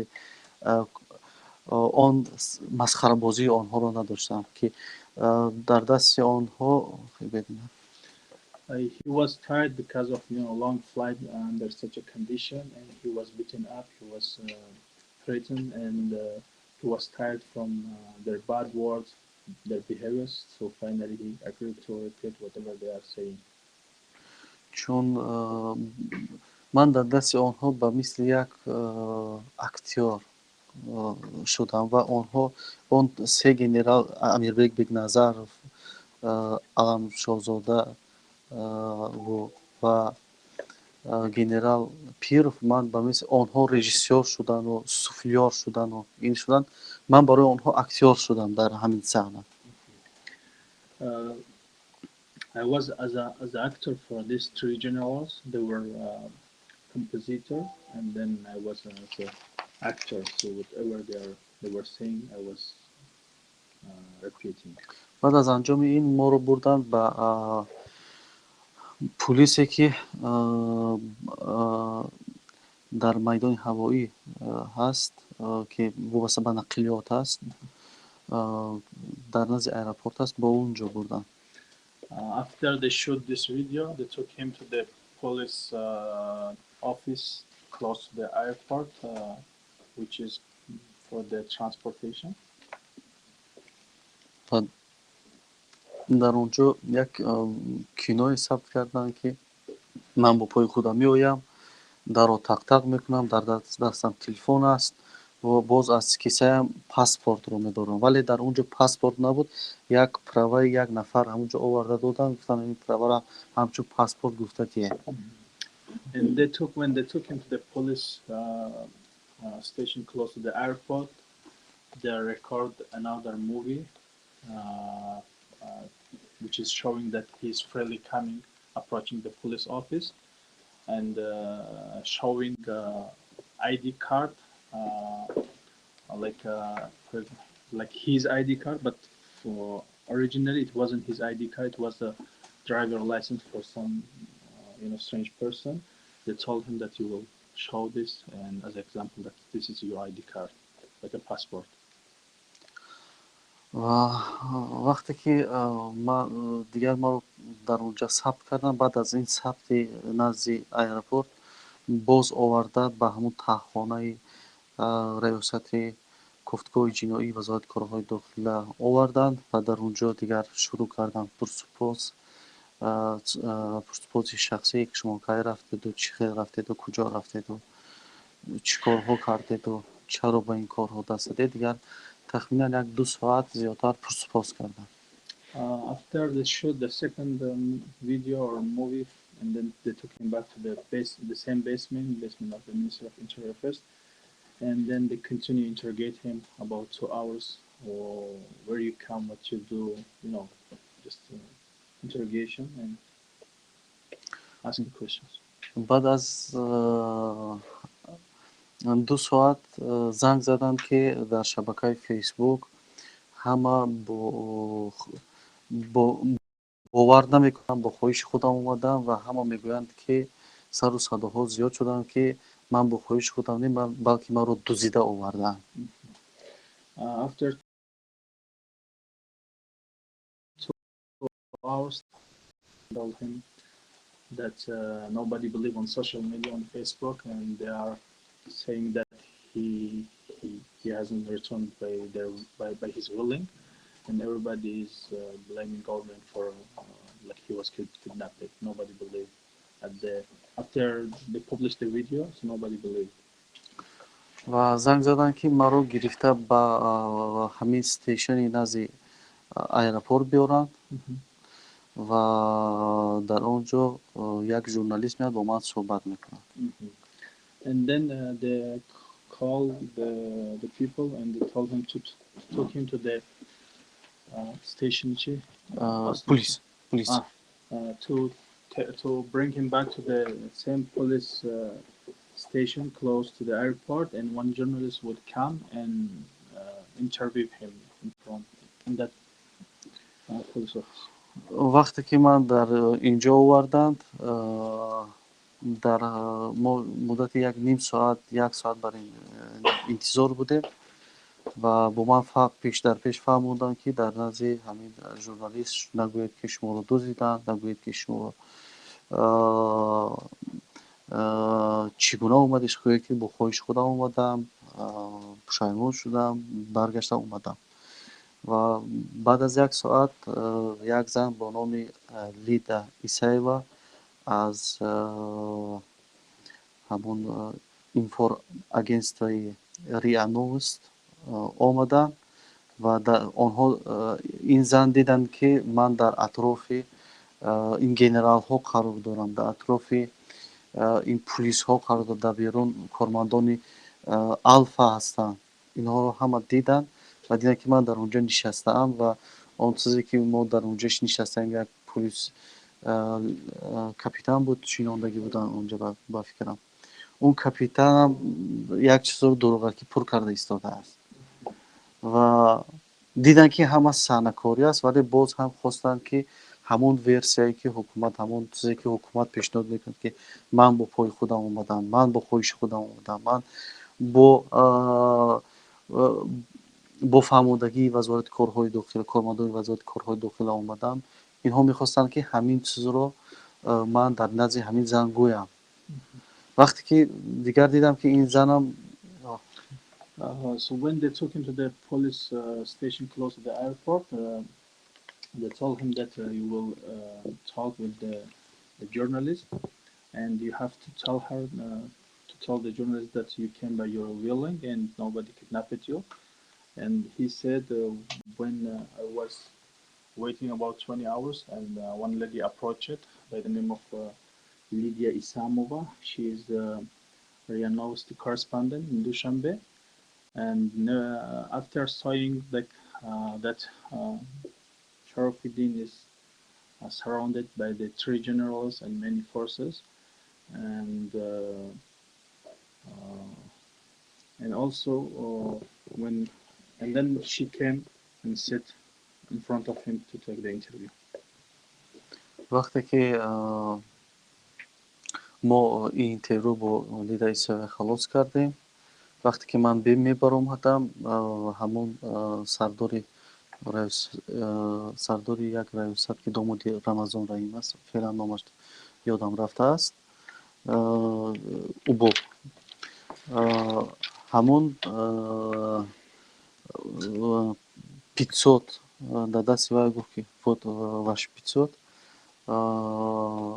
мой шофёр сопровождает. ҳамин хел ман шунидам, яъне фаҳмидам ки аллакай инҷа ин журналист Лида Исаеvaро бо $500 бошад, сомон бошад, наметавонам евро бошад. Ман танҳо шудам ки 500, чунки инҷа як роҳрав буд. Дар ҳамин роҳрав ман баромадам ки онҳо дар баромади роҳрав ҳастанд. ҳамин ҳолатро ман вақте дидам, дигар ҳеҷ боварӣ дар журналист ки омада буд надоштам ва дигар тамоман бо журналисте ки бо ман меовардан суҳбат мекарданд ва онҳо ҳеҷ бовар намебуд. After the Lydia Isamova, the journalist from the correspondent of RIA Novosti, took interview from Sharafuddin, while she was leaving, the head of this department is the son-in-law of Minister of Interior Affairs, Ramazan Rahimzoda. Sharafuddin said that he gave some money to the correspondent, to Lydia Isamova, and he said 500, but he's not sure it is 500 Tajik currency some money or $500 or 500 euro. So and then the officials that said my driver will drop you, I will take you to your place.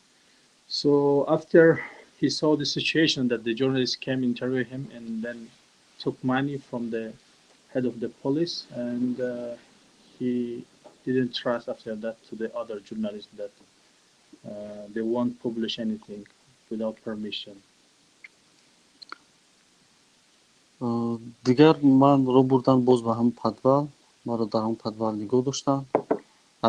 Баъд аз интервью, After the interview with the correspondent of RIA Novosti, they took him back again to the basement of the Minister of Interior Affairs. рӯзи ҳамин бегоҳаш бо модарам ман дидам. рӯзи 15 бегоҳ шабаш. The same night he met with his mother on 15th of February.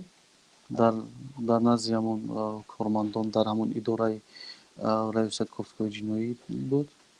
In front of the police officer at the same department. баъдан моро бурданд дар як дачаи вазорати корҳои дохила дар ҳамон Варзо.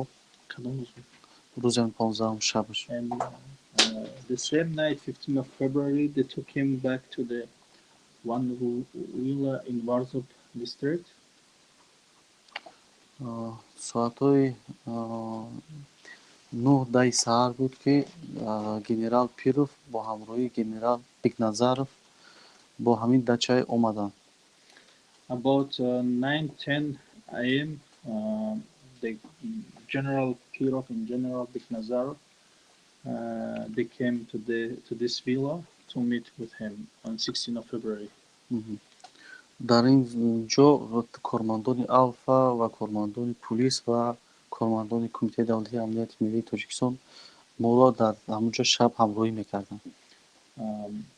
At the night he was at the villa.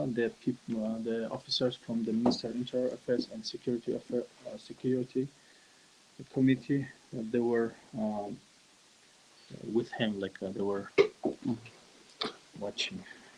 онҳо омаданд гуфтанд ки дирӯз шаб Муҳиддин Кабирӣ баромад доштанд ва дар баромадаш қайд намуданд ки онҳо дар дасташон видеое доранд ки тарафи дигар қазияро мегӯяд. And these generals told him that last night Muhyiddin Kabiri he gave a video speech and he told that they have a video which is showing another side of the case. What is that video? баъдан модари маро оварданд, хоҳарбузурги маро оварданд ва гуфтанд ки шумо 3 нафар мешинед ва он чизе ки мо мегӯем такрор мекунед. ба модари манро маҷбур сохтанд ки ин кор муҳим аст, агар озодии фарзандатонро хоҳед ин корро кунед, ин кор муҳим аст, зарур аст. ва модари ман буд ки ин корро анҷом диҳад. And then they bring my sister and my mom, my mother, and they told us you have to repeat whatever we will tell you, and especially to his mother that if you want your son to be free, you have to say whatever we command you. онҳо маҷбур мекарданд ки модари ман он чизе ки қаблан баъзе модарҳо такрор мекарданд ва бо лаҳни тунд ва лаънат мехонданд ба Кабирӣ ва инҳо, онҳо мехостанд ки ҳамин ҳарфҳоро, ҳамин суханҳоро модари ман низ такрор кунад ва лаънат гӯяду, лаънат ба ҳизбу ва лаънат ба ҳамон нафарое ки бачаи маро гумроҳ карданду пофишорӣ мекарданд. Ман баъдан ба модарам ишора кардам ки ин чизҳоро нагӯяд, вале модари ман бисёр маҷбур шуданд ки ҳамин ҳарфҳоро, ҳамин суханҳо, чунки модар гарчанде ки ман ба онҳо мефаҳмондам ки модар як чизи муқаддас аст, набояд ба ин корҳое ки ғажде ки шумо доред ба ин корҳо модарро тела кунед. Ин кор нодуруст аст аз нигоҳи ҳам маънавӣ, ҳам чӣ, ин кор кори ғайриинсонӣ аст.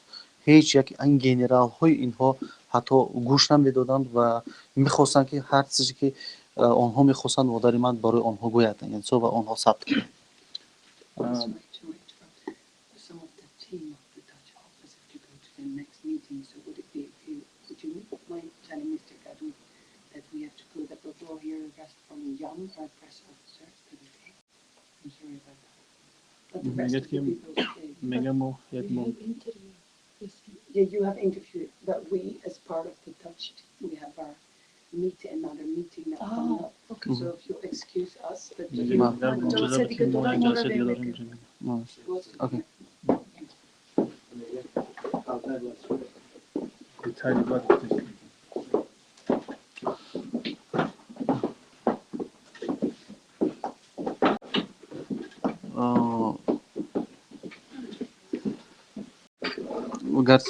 гарчанде ки ман модари ман наметавонист ҳамин ҳарфҳоро гуфтан, вале модари маро метарсониданд, мегуфтанд ки агар ин корро накунӣ мо мачиҳатро маҳкам мекунем. They forced his mother to speak up against Muhyiddin Kabiri, against the opposition IRPT bad words, as they did to other mothers, activist mothers in the country. But Sharafuddin explained to her mother, do not say that, but he also explained to these generals that don't touch mother. Mother is holy, and you don't have to force mother to speak against, opposition or somebody. But also for mother is very important to save his children. So she was, at such a situation. ҳатто фишори модари ман 170 ба 180 буд. бояд ин лаҳза модари ман истироҳат кунад ки фишораш поён биёяд. бояд ки дароз кашад, фишораш поён биёяд. давление фишораш поён биёяд ولی آنها منتظر شدن یک مدت 1 ساعت قریب منتظر شدن که فشارش پایان بیاد، ولی از 160 170 پایان نیامد. ولی در همین حالت هم آنها میخواستند چیزی که برای آنها لازم است از مادر من گیرند. بعد مادر من در حالت فشاری بودن همین اینترویو رو ثبت کردند.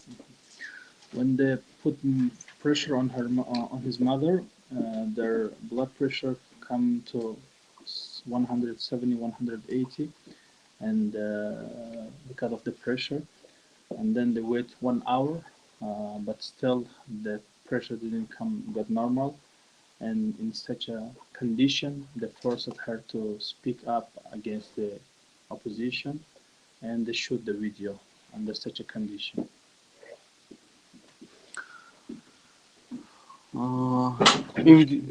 این ویدیو رو ثبت کردند. بعدا ما دیگر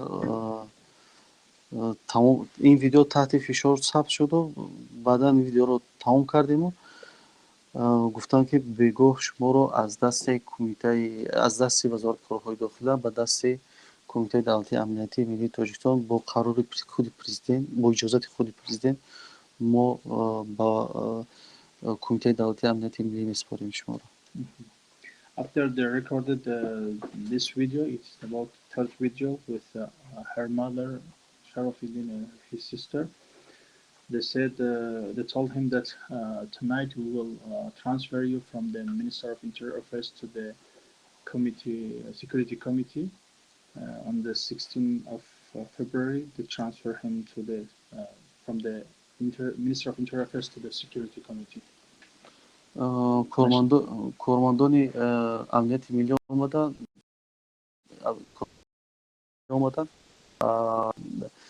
یک دچه دیگر بردن از این دچه وزارت کار The داخله. officers from the security office, they took him from this villa to another place, another villa. شب ساعتهای 8 بیگه بود. خود سیمومی یتیموف به نزد من آمده 16 On 16th of February, about 8 p.m., the Minister of Security Service, he by himself, he came, Mr. Yatimov, Simon Min Yatimov, he came to this villa to meet with Sharafuddin. ما حدوداً 5 ساعت در اینجا صحبت داشتیم. حدوداً که ساعت برآمده رفتم از ساعت دیدم که یک قریب شده. They have about 5 hours conversation between him and Minister of Security Service, Yatimov. آنها گفتن که صحبت کردیم و در آخر آیسته آیسته به خلاصه های آمدیم که من در تاجیکستان از تاجیکستان دیگر بیرون برآمدن نمیتونم. یتیموف گفتن که شما دیگر از تاجیکستان حق بیرون برآمدن ندارید. After 5 hours talk, I find out that the Yatimov, the Minister of Security Service, told him that he cannot leave Tajikistan under any condition. من که در بازی آنها وارد شدگی بودم و میخواستم بازی آنها رو تا آخر ادامه دهم و فهمم هدفهای آنها رو. So I was entered to their game and I play along and I wanted to find out to find out more. وقتی که با حرفهای آنها گوش میکردم، با حرفهای آنها راضی میشدم، آهسته آهسته مناسبت من با محیط کبیری چگونه است؟ من گفتم بسیار بد است. After long talks, when they asked me what is your connection or how is your relation with Kabiri, he said it is bad. خیلی بد است گفتم. It's very bad. My relation with Kabiri is very bad. برای اینکه آنها خودشون احساس کنند که من میتوانم نزدیک شوم با آنها، میتوانم یکی از سیوزنیک‌ها چی میگن. I said this because to ensure them that I could be I could be work on their side. So дар ин суҳбат мо бо чанд қарор омадем. онҳо пешниҳод карданд, ки шумо тарафдорони худатонро, онҳое ки бо шумо бовар доранд, кор мекунанд, онҳоро шумо бояд ба Тоҷикистон даъват кунед ва баргардонед. in this 5 hours conversation, we came to some conclusion. First, it was the Minister of Security told him you have to return back your the people in your team, the people who trust you, who believe you. You have to convince them to come back to return to Tajikistan. This was one of the tasks. дуввум масъала, шумо бояд ки ҳаракати ислоҳот ва рушди Тоҷикистонро баъд аз баргаштани бачаҳо дар ҳамҷа барҳам метоҳед ва аз аъзои Паймони Миллии Тоҷикистон берун меоед. The second thing he has to do, it was after returning all his colleagues or teammates to Tajikistan, he have to announce that his party, the Party of Reform, Реформи развития. Reform Мой.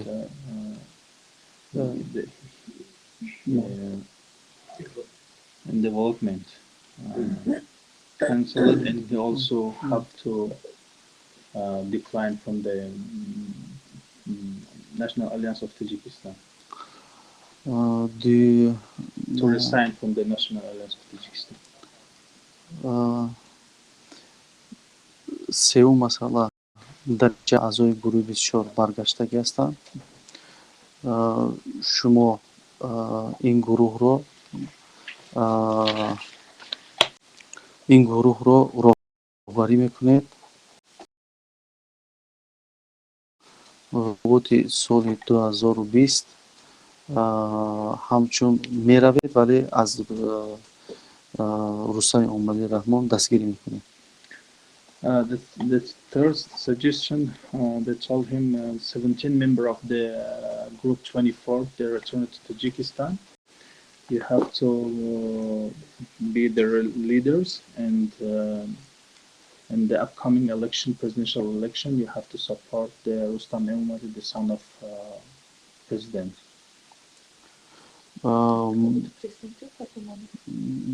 Президенти.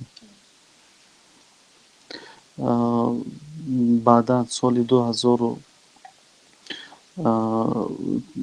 то соли 2000 то интихобот ҳам меравад, вале аз Рустами Эмомалӣ Раҳмон дастгирӣ мекунед ва аз сиёсатҳои ҳукумат пурра дастгирӣ мекунед. Аз интихоб тамоман гап намезанед. Он чизе ки мо барои шумо мегӯем, ҳамонҳоро анҷом медиҳед. So you will support the team of Rustam Emomali and his candidature for the presidential election, and also actively support the government policy, and you never criticize the government policies. мо ин амалиётро бо номи Ватан гузоштем. The name of operation was Vatan. Vatan, it's named Ятимов. the Minister of Security Service named this operation Vatan. Vatan, it's meant homeland.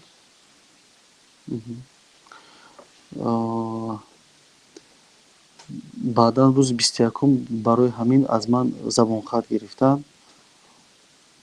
21 забонхат гирифтанд, ки ман дар ҳеҷ ҷо ҳамин амалиётро ифшона мекунам ва муборизаи беамон мебарам. Хеле унҷа баъзе чизои дигар гуфтанд, ки ҳамин корҳоро дар сурати ошкор кардан ба ҷавобгарӣ ҷиноятӣ мешаванд, кашида мешаванд. Хиёнат ба On ватан. the 21st of February, he signed the letter that the details of this operation will be classified, and he has no right to publicly speak or to somebody else to share the details of this operation. If he do such a thing, so he will be, charged or called the traitor of the nation or government. яке аз бандҳое ки ҳамин нақшаро ман пурра дар хотир дорам. Яке аз бандҳош ҳамин буд, ки бояд ки 17 нафар аъзои гурӯҳи бисёр бояд ки изҳорот медоданд ва ариза ба суди олӣ пешниҳод мекарданд, то ин ки гурӯҳи бисёр аз рӯйхати экстремӣ ва террористӣ бардошта шаванд. Бекор карда шуд қарори суди олии Тоҷикистон дар бораи экстремистӣ эълон кардани гурӯҳи бисёр. Яъне ин аз яке аз бандҳои ҳамин гурӯҳ амалиёти Ватан буд. One of the details of this so-called Operation Vatan was that this 17 member of the Group 24, which returned back to the country, they will send a letter to the parliament and to the judge, to the prosecutor, to ask remove the Group 24 name from the criminal list from terror extremist organizations, and to allow this group legally organize their activities.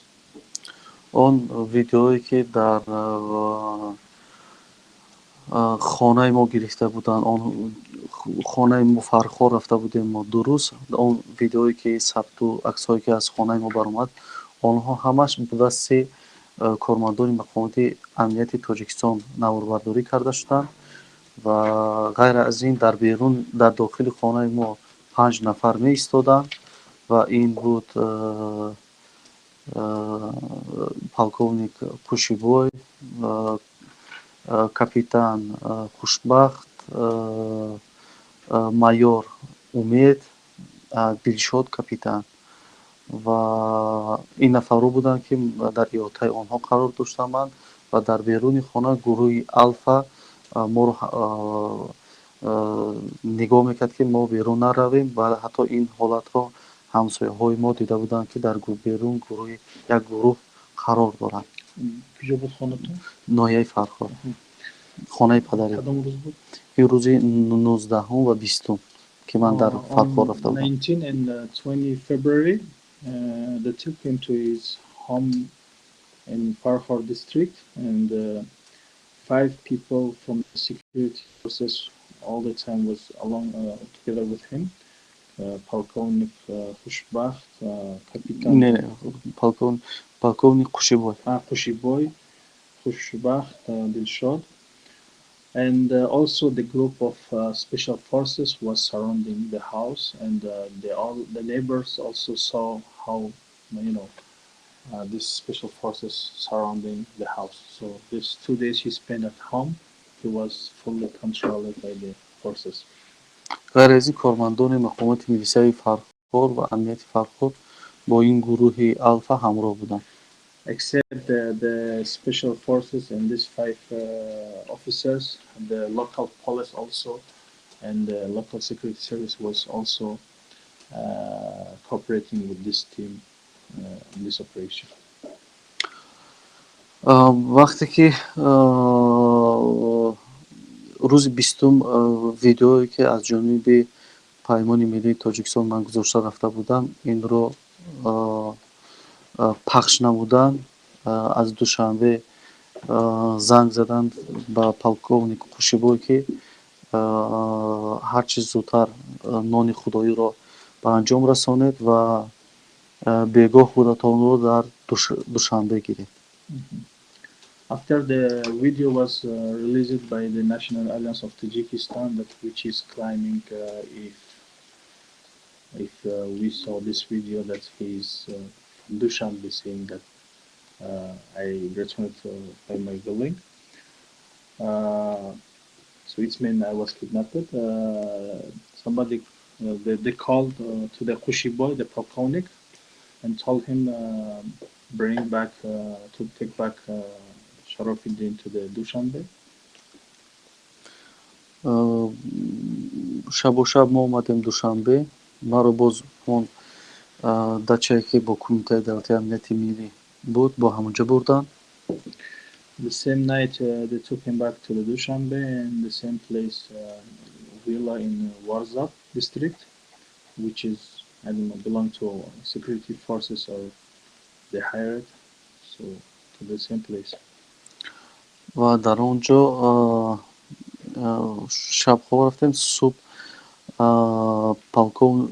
генерал майор Бекназаров омадан бо ман суҳбат кардан. We spent night there, and the next day, again General Beknazarov came to this place, and we had a talk.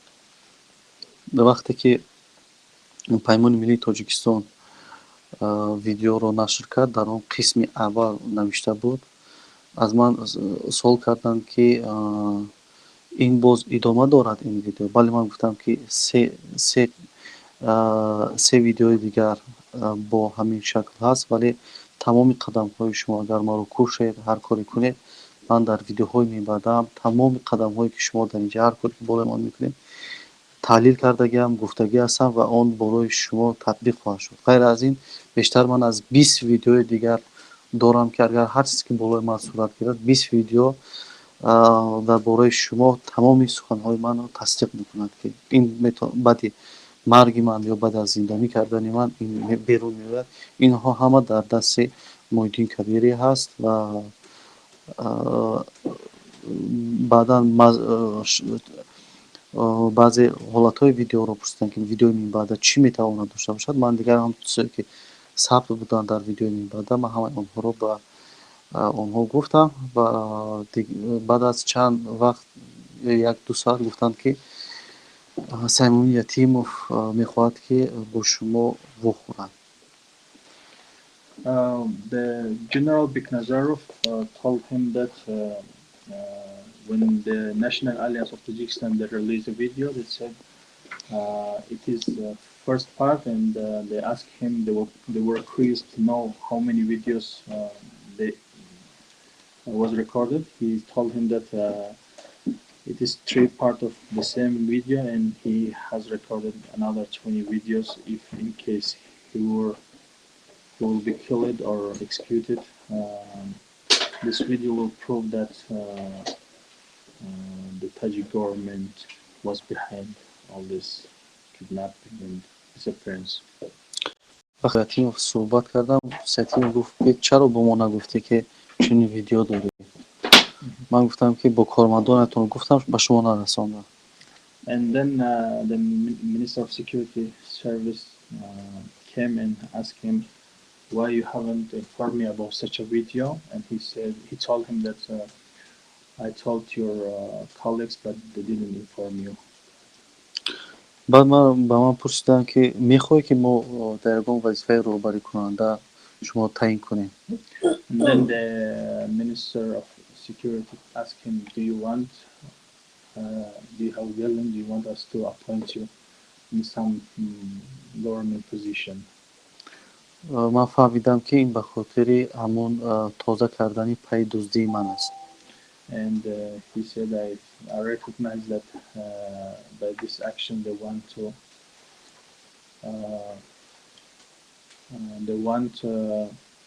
to mislead and to say that he wasn't kidnapped. و من با این راضی نشدم. And he didn't agree. و گفتم که من نمیخوام در وظیفه‌های مقام دولتی کار کنم، من با تجارت مشغول میشم. And he said that he don't want to take any position on the government. He want to continue his as a businessman, like to start business activity, not a government position, official position. بعد گفتم که من پیش پرزیدنت اومدم. پرزیدنت خودش وعده کردن که اگر همین بچه صمیمانه اون چیزی که ما میگیم اجرا کنند، ما امیدواریم که $2 میلیون براش برای همین کار داشتیم، ولی که باید صمیمیت خودش رو نشان بده. And then they offer him, if you fulfill all these commands, will give you $2 million, but you have to prove that you are sincere what you are doing. یعنی این 2 میلیون از همون پول‌هایی که از ما غصب کردگی بودن، این از همون گفتن 2 میلیون برمیگردونه. از همون قطعی شما حساب نمیکنیم که چقدر بود، ولی همین 2 میلیون برمیگردونیم با همین حساب ما و شما تمام شما دیگر در این وطن کار کنید و زندگی کنید. So they told him, we didn't count your property, how much you had, and we confiscated, but we only return 2 million from what belonging to you. And with those 2 million, which was yours, you will continue your business inside the country. That was the گفتن که پورا امنیت شما تامین می شود.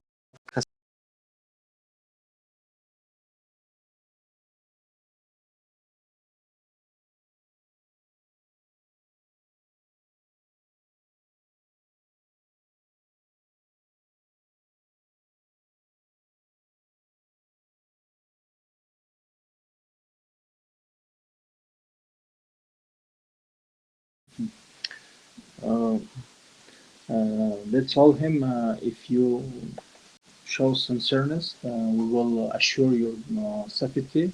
Not only assure your safety, but also we will organize meeting between you and the foreign ambassadors, and you will chance to talk with them. But before that, you have to prove that you are in our side. اگر خطا نکنم روز 22 بود مرا با یک طرفخانه آوردن. بعد از این همه صحبت‌ها ما انجام دادیم رفتیم و روز 22 مرا با یک طرفخانه آوردن و در اون طرفخانه مهربان و فیض‌الله هر دوشان نشسته بودند که در اطراف هم پلیس و هم امنیت قرار داشتند. On the 22nd of February, they took him to a restaurant and to meet with his two other ex-colleagues from the group 24 in the restaurant. But the restaurant and the place was surrounded by the police and security services. وقتی که من نمیخواستم با اونها عکس برداری کنم ولی ما رو مجبور میکردن که من با اونها عکس گیرم. He didn't. از چند طرف از من عکس برداری میکردن. He didn't wanted to, shoot any photo with these people, but unwillingly, against his willing, they took photo to show that he's free and he's chilling with his friends or ex-colleagues. همون 22 ما رو از همون استراحتگاه ورزاب زومچورود بود نامش زومچورود یک بینای نو ساختگی بودن از همون استراحتگاه به حجره یک خانگاهی که در کوچه ام قربانوف 11 بود و چون اون حجره خودش رقم نداشت ولی رقم خانه برگینش 22 بود و در همین حجره مرا تا آمدنم نگاه می داشتن که در همین حجره 3 نفر مرا نگاه میکرد از کارمندان کمیته امنیت دولتی ملی تاجیکستان همیشه 3 نفر بودن و 8 یا تا 11 نفر در داخل ماشین و گروه الفا در اطراف همین خانه می ایستادن. On the 22nd of February, they took him from the villa from Warsaw district, by the name of Zumchrud, to the Dushanbe city at the apartment at the street of Kurbonov. M. Kurbonov, the name of M. Kurbonov 11. کوچه And 3 persons all the time was with him inside the apartment. The apartment he was living, it hasn't any number, but the neighbor's apartment was 22. در بغل همون خانه ولی دیگر شدیدم که 22 است ولی خود همون خانه که ما بودیم ولی رقم نداشت یک خانه یک حجره است. One bedroom without number, so such apartment is Dushan.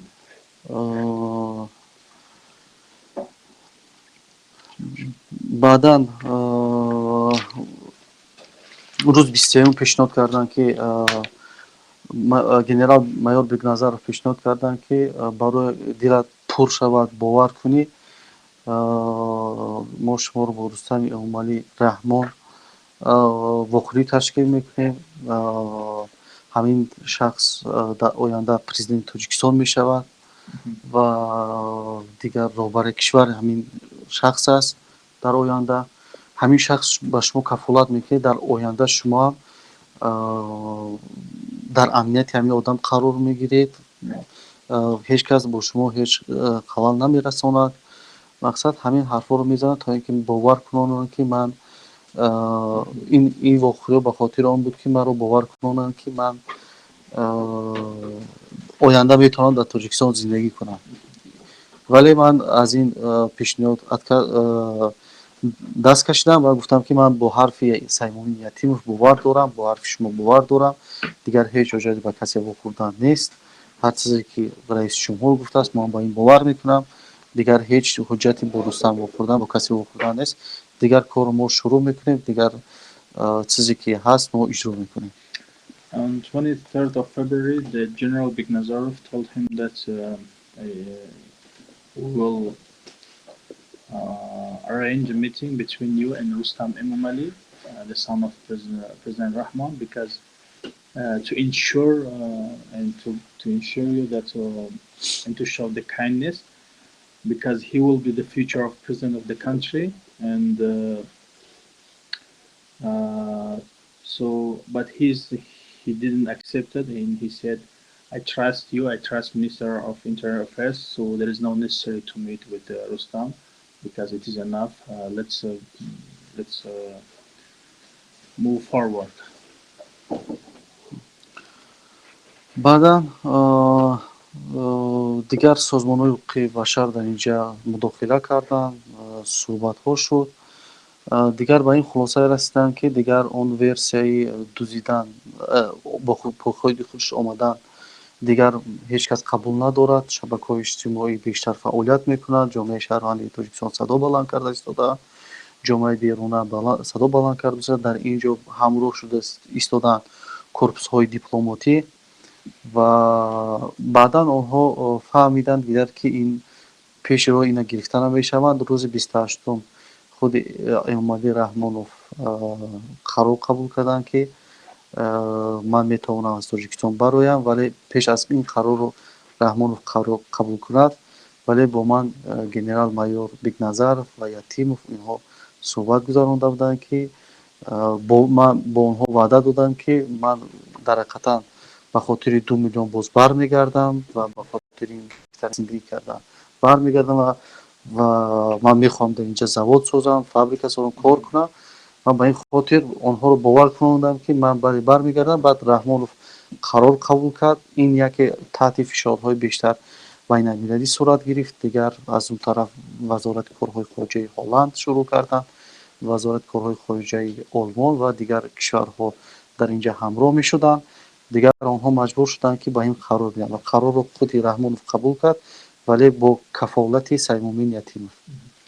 After the intervention of the human rights organization, in the case of Gadoyev, the President Rahman has decided, and under the pressure of international community, especially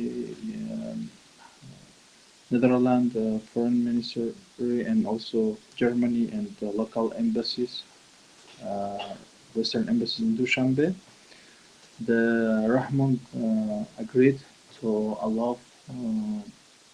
Mr. Gadoyev to leave Tajikistan under the guarantee of the Mr. Yatimov that he will be returning back for his 2 million to Tajikistan. So after ensuring that he will go to Netherlands, and after a while he's gonna come back. So they allow him to leave Tajikistan. So with the intervention of international organization and the pressure of the EU diplomats, especially Netherlands, Minister of Foreign Affairs, and Germany. ҳамун рӯз ман хонаи Сулаймон Давлатов рафтем. аз хонаи Сулаймон Давлатов эълон кардам ки ман меоям. як чанд рӯз баъд рӯзи ҷамъа буд, бо ман билет овардан, баъд як билет додан ва ман ҳамин билетро гирифтам. дигар шаб худи кормандони бо худи кормандони амният назди модарам омадам, бо модарам гирифтем, хеле хуш кардем ва бо майдони ҳавоӣ рафтем. ва дигар ба рӯзи дуюм шаб дигар аввали шаби рӯзи дуюм дигар ман аз майдони Душанбе ба Франкфурт парвоз кардам ва маро кормандони полиси Франкфурт дар майдони ҳавоӣ пешвоз гирифтанд. On the same day, on 28th of February, he went to the house of the Sulaiman Dawlatov father, and from their house he spoke with the Sulaiman Dawlatov, and he told him that soon he will return to Europe. And the same day they show him that there is ticket, you're gonna leave soon. And on the night of 1 of March and more early morning in the 2nd of March, he finally leave Dushanbe to Frankfurt by the Somon Air plane. این خاصی آنها است که من این خاصی آنها رو باید که در اینجا وقتی که از آنجا برمیگشتم این با 3 زبان است و من باید که این با 3 زبان می نوشتم در فیسبوک خودم و یک ویدیوی کوتاه از ایرپورت یا در کوچه های هلند می گرفتم و می گفتم که من به هلند برگشتم و من بعد با کارهای خودم رو انجام میدم و گشته به تاجیکستان میروم. یعنی که اینو میتونید شما با انگلیسی خونید. So this is the paper they prepared for him that he will be reading after arriving in Frankfurt in 3 languages. It is in Tajik, in Russian, and in English. That he will announce that he went to Tajikistan by his willing, and he returned also by his willing, voluntarily. نه این خط من است. And who is handwriting? ام کارمندانی با فکرم که محمد امین امید نوشته باشه شاید. So he's guessing that Muhammad Amin Mayor wrote this statement.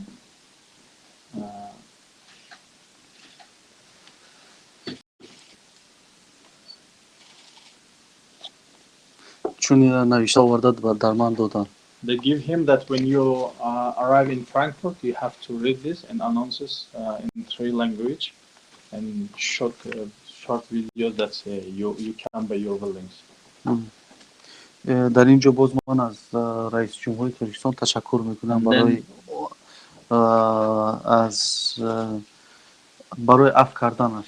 And then finally on this statement it's written that he has to thanks the President Rahman because of his he was amnesty him and allowed him to leave the country. هدف همه اینها به خاطر بود که این دزدیشان آشکار نشود. They prepared the statement to cover their kidnap the abduction and to show to the international community that he went to Tajikistan by his willing and then voluntarily and then he came back to Europe. So there was no abduction on him. از من بسیار خواهش کردن که با هیچ ژورنالیست با هیچ کس من نخورم و با هیچ کس صحبت نکنم درباره دزدیده شدنم. They pleased him that after you go to Europe, you don't please do not meet or speak about this case to anybody, especially to the media, to the journalists, to the human rights organizations, and keep this secret. و برمیگردم میایم همون 2 میلیون رو در دست من میتیم دیگر با تمام کفالت من میتونم در تاجیکستان. So after a while he could return back to Tajikistan and took those 2 million and safely continue his life if he is not speaking to the media. از اول ما رو با یک هدفهای بزرگ دزدیده به تاجیکستان آورده ولی قدم به قدم هدفهایشان در خاک خورد.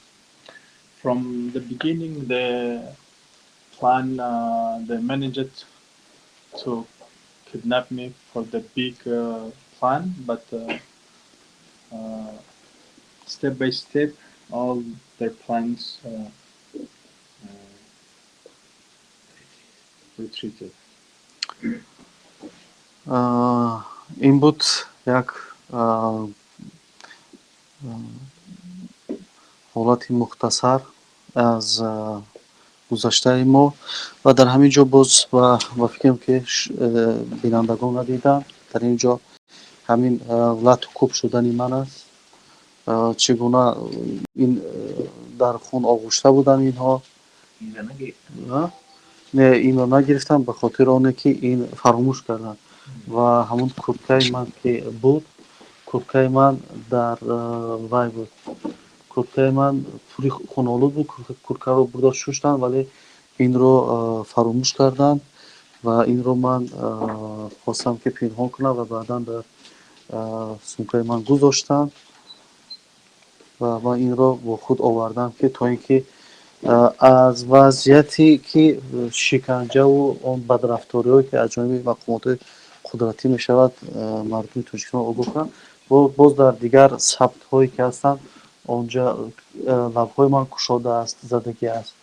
Онҳо ҳастанд ва онҳоро баъдан боз ба ҷойҳое ки лозим ҳастанд, онҳоро мо мерасонем.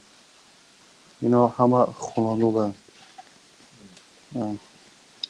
ки дар зери шиканҷа ва бадрафтории мақомоти қудратӣ он ҳама сабту наворҳо амалӣ шудаанд. This was the short story of his abduction or kidnapping story,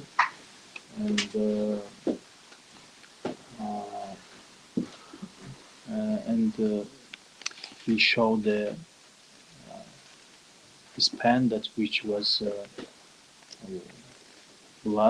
blood because they forget to take his pen from him, but they washed up his coat. His coat was also with blood, but they forget to take this one and they wash it up. Because if you see in the videos, he's wearing two different coats while they were washing and drying the first one, and they gave him another one, and he could manage to take his pen. It's short with him. Can I ask a question? Why do you think European Union hosted countries like the Netherlands, where you have the refugee status, did what they did? And how important was that for him to get his freedom back? Could you please repeat again? Well, how important was the pressure from NL and Germany to get his freedom back? چقدر مهم بود فشارها یا تاثیر داشت فشارهای نیدرلند و گرمانی برای آزادی شما؟ اینها بسیار جدی گرفتند مسئله را. اول هلند اونقدر شبهه کرد در دزدیدن من، بعداً که ویدیو برآمد، بعداً باز من ویدیوهای دیگر را با یک طریق روان کردم. آنها دیگر هیچ شبهه نکردند.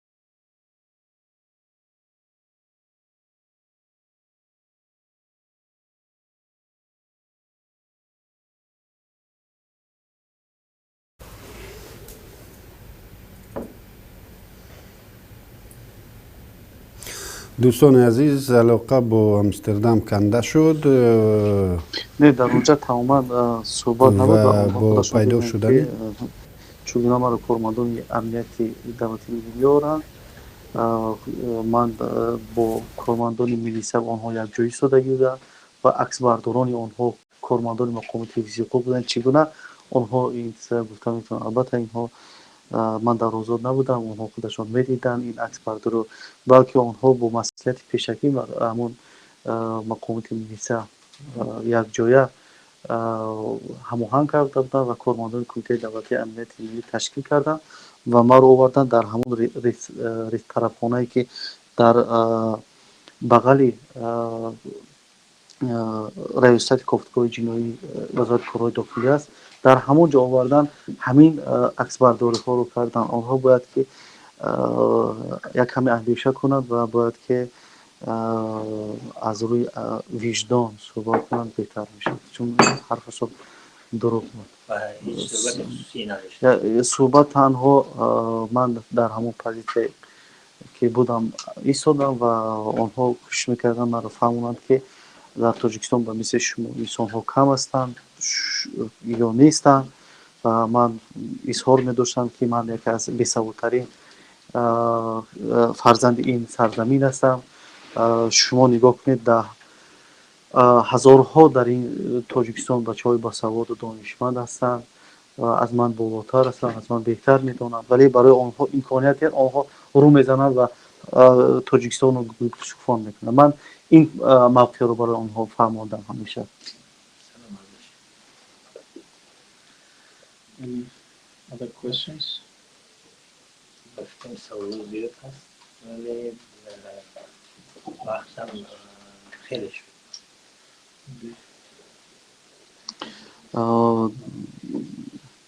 خیلی در همین جا با فکرم که One question. Does this give you hope for other political prisoners in Tajikistan?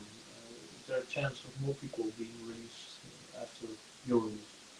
آیا میگد این آزادی شما میتوند امیدوار کند که زندانی های زیادی میتونن آزاد شوند؟ یعنی این آزادی شما میتوند ما را امیدوار کند برای آزادی زندانی دیگر؟ اگر کشورهای اروپایی دست جمعانه دست به عمل شوند و قرار قبول کنند که در پیش رحمانوف و شرط گذارند که تا زندانیان سیاسی را آزاد نکنید ما شما را از همه کمک های من بعد محروم میسازیم، یا اینکه آن صورت حساب ها و دیگر شرکت هایی که در منطقه های افشاری دارند آنها را محدود کنند، چه آنها غیر قانونی مبلغ به دست آوردن. در این صورت می شود که امید است که آنها به خاطر از دست ندادن مبلغ هایی که اروپا کمک میکنند یا صورت حسابی که در این منطقه دارند به خاطر این شده البته می روند دنبال آزاد کردن دیگر زندانیان سیاسی. اینجا موقع اروپا بسیار مهم است که اروپا در برابر این همه بی‌عدالتی چی موقع میگیرد؟ The answer is that he's saying if the European Union will come to a common decision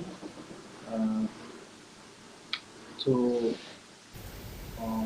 strongly request from the government and President Rahman to خب دوستان عزیز، در همینجا نشست مطبوعاتی پخش مستقیم از نشست مطبوعاتی شرف‌الدین گدایف از شهر امستردام را